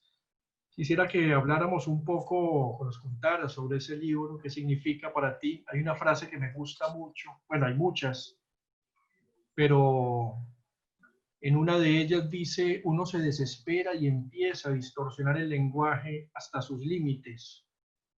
Quería preguntarte, ¿qué te desespera, Héctor? ¿Qué te lleva a la escritura? La escritura, bueno, ese libro, para explicar un poco, es un libro, ese libro se iba a llamar un libro raro de partida, porque es un libro que, como tú bien dices, tiene correos electrónicos, tiene estados de Facebook, tiene dibujos, cartas, diarios de vida, tiene, ¿qué más tiene? Tiene entrevistas, Entrevistas, notas de prensa. notas de prensa, bitácoras de viaje, etcétera. Entonces yo fui a España en el 2015 con mi computador, que es una carcacha, y yo tenía miedo de que que tenía tanto, yo soy como Whitney Houston informático, tengo miles de archivos, así colecciono archivos de basura, de documentos de PDF, tengo millones, entonces soy un diógenes de Word. Entonces yo dije, bueno, voy a juntar todas estas cosas porque uno siempre está pensando, yo pienso siempre en el futuro, tiene que ver también con lo que hablábamos antes de hacer un proyecto de 3 libros y el apocalipsis y el fin del mundo y el mundo en llama y todo. Entonces digo, en algún momento esto me puede servir para algo, no sé para qué, para qué sirve un correo, o sea, un Word no sé, con una reseña de Facebook, bueno, pero igual lo guardé y le puse a esa carpeta, le puse cosas raras. Y lo llevé a España y yo dije, ¿por qué guardo esto? Si esto es basura informática, lo que hablaba un poco antes. Y después me di cuenta de que dije, no, pero aquí no es tan basura, aquí hay cosas que pueden servir, funcionar como un relato, aquí hay una historia.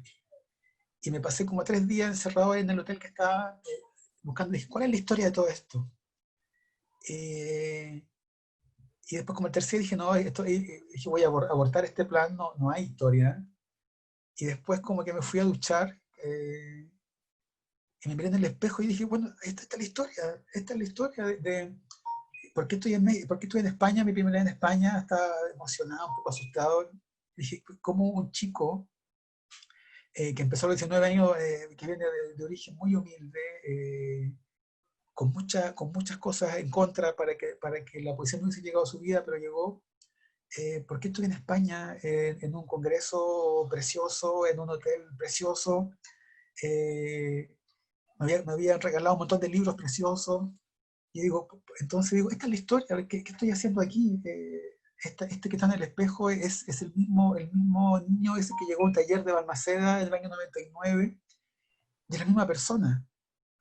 Dije, entonces la explicación de cómo es ese chico de 19 años, lleno de rabia, de cosas, de tristeza, de pesadilla, que llega a un taller de poesía, está aquí. Y esa historia es una vida, y esa vida soy yo. Entonces dije, este libro va a ser esa historia.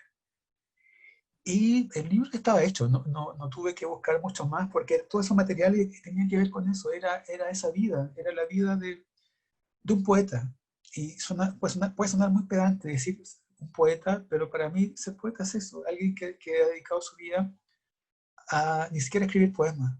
Yo creo que mis poemas son pésimos, no me gustan mis poemas. Me gusta ser poeta, me gusta la poesía, me gusta sentirme poeta, porque siento que puedo ver el mundo distinto y nadie me va a juzgar, nadie me va a sancionar por escuchar voces, por imaginar palabras, por imaginar diálogos, por construir libros gigantes. Nadie me puede juzgar como poeta. Los poemas sí, por eso los poemas a mí no me importan mucho. Entonces, cuando ese documento de archivo raro, de cosas raras del archivo, se convirtió en un libro, fue eso. Dije, es la historia de un poeta. Y de un poeta que le ha tocado una vida muy extraña, que le tocó, como decía, venir de muy abajo, con muchas dificultades, mucha pobreza, qué sé yo, y que está acá. Y esa persona es la misma. Y eso me dio el desparpajo de decir, sí, este libro lo voy a hacer. Después en el camino me arrepentí, a la editora, a la pobre Leonora, le dije, no, eliminar el plan, no vamos a publicar el libro. Y después le mandé un correo, le mostré, cuando lo junté, le mandé el archivo en Word a Raúl Zurita. Entonces el libro se llamaba Un libro raro, así se llamaba el libro. Y me dijo, tu libro es maravilloso, pero tiene un solo problema. No es un libro raro, es una vida maravillosa, es una vida única, pero no es un libro raro. Y dije, bueno, es cierto, no es un libro raro porque es una vida real, concreta, con su acierto y su desacierto, con su fulgor y también su oscuridad, con su amor y también su odio. Entonces quise que el libro fuera eso, que no fuera una idealización, ni siquiera mía, porque en el libro hay muchos textos que son de otras personas, de hecho creo que la gran mayoría es de otras personas. Entonces quería que fuera justamente eso, un conjunto de gente hablando, que las mismas voces que estaban en mi cabecita y que hizo que los poemas aparecieran, que esas voces también tuvieran un rostro, que esas voces también eran toda la gente que aparece en Buenas noches Luciérnagas, que son cientos de personas. Yo me acuerdo cuando apareció el libro, un par como que me mandaban fotos de la librería buscándose. Me decían, quiero ver qué pusiste de mí, desgraciado. Te quiero encontrar, desgraciado. ¿Qué pusiste de mí? Eh, y me decían, ¿por qué no le pusiste índice onomástico para buscarme más fácil, desgraciado? Quiero verme. Por eso no le puse índice onomástico para que dije, no, ojalá lo entero y después te encontrás. Entonces, es un libro que me gustó, es un libro honesto, demasiado honesto. Y luego hay una segunda parte, que es la primera en realidad, que se llama Los nombres propios, que luego que apareció ese libro, que dije, bueno, aquí está el poeta que llega a los 19 años, comienza una vida de poeta, y le toca, por fortuna, ser amigo de poetas fantásticos, maravillosos, como, bueno, Raúl Zurita, Carmen Berenguer, pero también poetas que ya no están, como Estela Díaz Barín, que es una vieja, una maravillosa vieja, una mujeraza, un portento de mujer poeta. Antonio Silva, que era la loca más loca de la poesía y me enseñó mil cosas. El mismo Pedro Lemebel también, que ya no está. Entonces, es parte de una vida que ese libro, casi la mitad de la gente está muerta. Es un libro, para mí es un libro fúnebre. De hecho, hay dedicatorias de Gonzalo Rojas y de Parra que también están muertos. Entonces, para mí ese libro es un libro de fúnebre. Hay un diálogo con la poesía chilena de Juan Luis Martínez, que es la caja que están los certificados. Entonces, para mí la poesía es un arte fúnebre.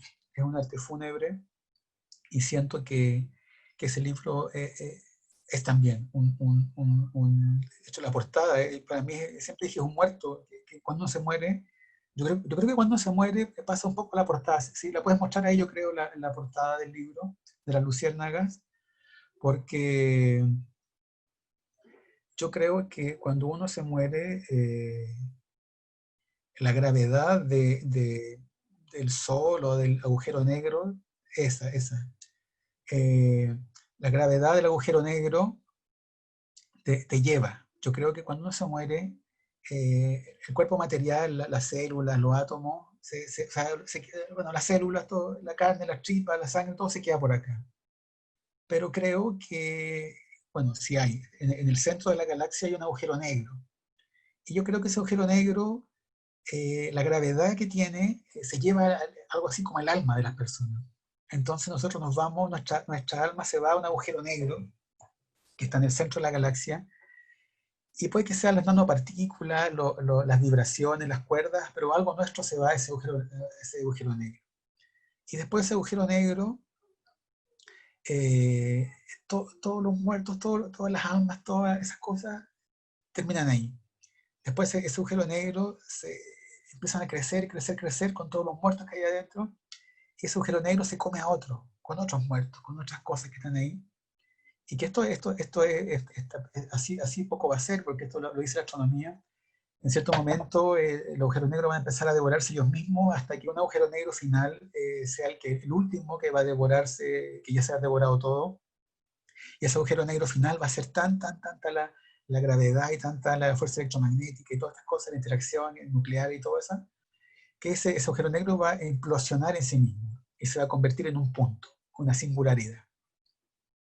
Y que evidentemente la segunda parte de esa historia es que ese punto último, de ese último agujero negro, en cierto momento va a explotar. Y eso va a ser un nuevo Big Bang. Y todo lo que estábamos ahí adentro de ese puntito, vamos a volver a nacer en un nuevo universo. Eso es lo que yo creo. Esa es la inmortalidad en que yo creo.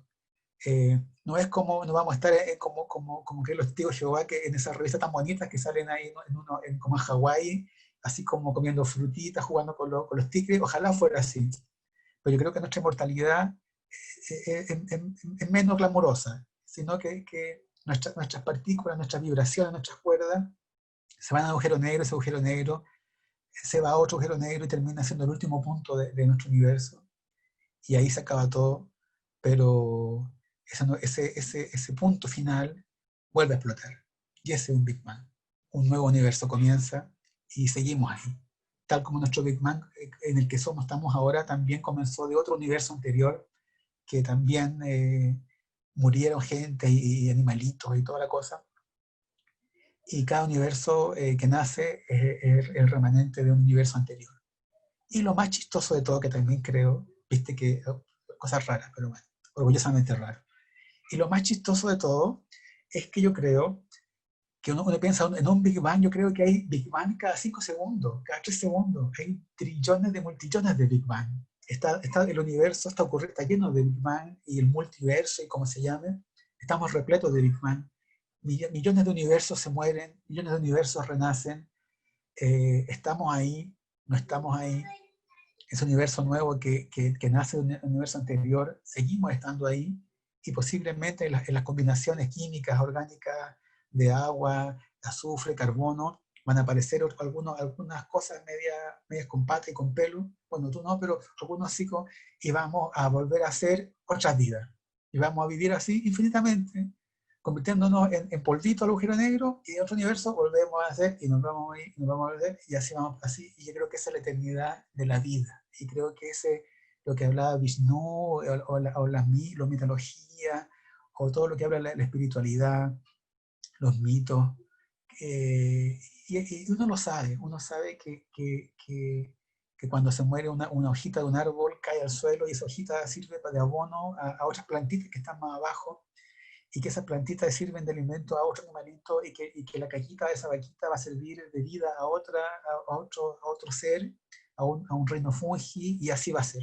Y que todo está conectado en una cadena maravillosa, y que uno cree que el universo está todo conectado, también la Tierra, también nuestra casa, nuestros objetos, yo creo que tienen vida porque podemos nombrarlo, y lo que podemos nombrar tiene vida. Entonces,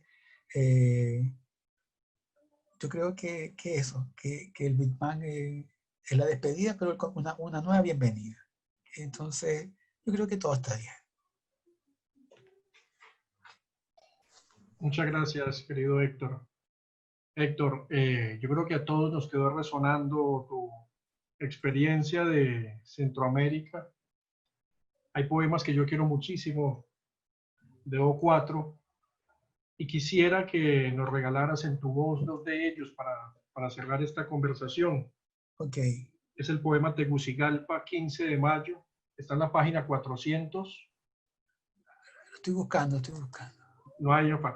Mientras tanto, te leo un par de mensajes que nos Dale. llegan. Te saluda el poeta venezolano Néstor Mendoza. Leda Quintana dice: resueno con la maravilla que nombras, Freddy. Abrazos con los recuerdos del Festival Chepén. Leda Quintana nuevamente dice: gracias por compartir ese maravilloso milagro en Tegucigalpa, querido Héctor. Muy hermoso y conmovedor lo que compartiste. Y por último, Nico Leiva dice: qué genio Héctor Hernández, gran poeta, gran persona. Lindo, mucha gente linda. Gracias a todos. Me está llamando Giovanni Gómez, me está marcando. Ya está Giovanni al otro lado. Giovanni me está retando, me va a retar Giovanni, estoy con miedo, Giovanni me va a retar. Pero bueno, voy a leer los poemas y ya vamos despidiendo. Cerremos con este solo si quieres, ¿vale? ¿No? ¿Cuál es el otro, me dijiste? Ya pillé Tegucigalpa, dime el otro. Y el otro es... hasta yo me puse nervioso con la llamada de Giovanni. Ahí acosando.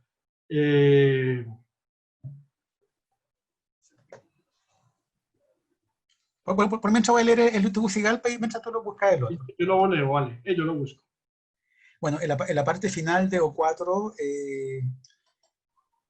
esta especie extraterrestre o quien sea encuentra estos archivos. Entonces, dentro de estos archivos hay unos poemas de unos cuadernos fechados y que son reales. Y que son cosas que fui escribiendo en la libreta. Amo las libretas. Si alguien me quiere hacer un regalo, regáleme libreta, pero infinitamente. Amo las libretas y los lapicitos bonitos. Lapicito, digo cualquier lapicito, pero amo las libretas. Entonces, siempre viajo con libretas. Y estos poemas son esos, son poemas en libretas que casi, o sea, pensé botarlos, pero luego, no, aquí están. Tegucigalpa, 15 de mayo, 2010. Las estrellas ya no existen, su luz no es su luz, es la oscuridad que hay entre una y otra. Rasguño botellas, libros, espaldas, el desastre que acalora los huesos en su mortal necesidad. Vacías sin, quemados por, apuñaladas en. Eso es, se consume el hambre de existencia. En el universo las nubes son nebulosas y lo que llueve es tiempo y espacio, sensaciones sobre la piel desnuda, sobre los árboles que serán papel, sobre el polvo cósmico que será vidrio. Todo se refleja en esta noche, fenómenos y especies que vuelan a través de la historia del hombre, de uno solo que canta. Sonámbulo e invisible parpadea con las moscas, arquea su columna, alza su mano y escribe con el dorso de los dedos, ebrio de alfabetos y contradicción. Son transparentes las noches y relinchan, eso creo. Volveré a considerar todo de nuevo en este y en ningún lugar. Mucho vino en el cuerpo, luz, escasos ronquidos, sueño y poca confianza en el sol, mañana. Las estrellas ya no existen, pero son un mapa a estas horas, y el final de alguna calle es el fin del mundo hoy. Allá está mi casa, y mi casa, como toda casa, es el cadáver de una vida. Tantos años esperé para estos años, habitándome en estas pulsaciones, y ahora que tengo todo para renunciar, lo único que quiero es una tentativa madrugada. No puedo pensar en otra cosa y en ti. Todo pasa y ahí se queda. Feliz es Dios cuando eres Dios. Entretenido es el miedo cuando eres el miedo. A los 19 años comenzaste a escribir. Ahí tu vida se detuvo por completo. Quedó suspendida, paralizada. Una fotografía en el Olimpo. No hay rostros desconocidos, sino hombres con los que no fuiste al mar. Gracias, Héctor. Y el otro Démosle el poema, otro igual. vale, Ciudad de Guatemala, 12 de ¿Y, enero 2012. y qué paginita será? 420. Ay, ay, mira, justo apareció aquí. Ciudad de Guatemala, 12 de enero de 2012. Después de una intensa vida, la muerte sirve para poder sentarse un rato y conversar con uno mismo. Anoche le contaba a mis amigos de la primera vez que vi las letras de mi escuelita, de mi casita de madera, de mi madre y mi hermana. Lo contaba como si no fuera yo. El atropello, la universidad, Paula, la poesía, el delirio. Les hablaba como si ya hubiese estado muerto. El pasado parecía un presente sin órganos y el futuro se mordía la cola. Nunca quise vivir más allá de los 33 años y creo que estoy en lo correcto. El tiempo se acumula como polvo de estrellas sobre y debajo de la piel. No cabe más. Todo lo que uno conoció pasa a convertirse en patrimonio del clima. Por eso hablar de uno mismo es dejar que los otros hablen, con la nostalgia y la resaca de las condiciones físicas y químicas que permitieron que esté aquí. Nos tomamos unas cervezas que lloran por dentro y que ordeñamos como si fueran los robots de las noches después del apocalipsis apócrifo. Miramos como las ratas se nos suben por las piernas y hacen sus nidos en el corazón. Conversamos y nos callamos mientras un ángel del deseo cruza la calle a mear. Es hora de partir de Guatemala, decir adiós y volver a casa, sin saber cuál es mi casa. Chile, México, el invierno. Vuelvo y ya no habrá nadie, solo fantasmas con hígados y premura que me mirarán con desdén y sentiré más frío del que siento ahora. No hay más. Me quedan cientos de kilómetros para llegar hacia donde vive ese niño que tuvo que ser más hombre que su propio padre y ser su propia madre cada noche sin dormir. Termino mis apuntes en esta libretita de colores que quedan guardados detrás de mis ojos y pensando que en Guatemala tampoco conocí el amor. Tremendo, Héctor, tremendo. Muchas gracias, querido. Feliz de haber conversado contigo, amigo querido. No, yo estoy todavía aquí impactado con tus palabras, con tu voz, con tu lectura, con tus historias. Te agradezco enormemente. Me atrevo a hacer un agradecimiento por todos los que nos están escuchando, los que nos acompañaron y los que se sumarán después para ver este video que quedará colgado en la red. Te abrazo fuertemente, querido Héctor. Yo también a ti, amigo. Muchas gracias por todo. Bueno, me disculpas Dile todo, ¿Cómo? Con Giovanni, me va a retar Giovanni. Discúlpame con Giovanni, dile que estabas conmigo y... Sí, Federico lo está viendo, Federico de Granado, vi que comentó en el Facebook. Están esperándome, pero bueno, allá voy. Me voy a cambiar de pantallita, voy a cambiar de pantallita, pero allá voy. Bueno, un abrazo y saludos Abrazo, especiales para los amigos. Gracias a la universidad, gracias por esta conversación, gracias a quienes hicieron posible esto y a quienes nos escucharon. Muchas gracias.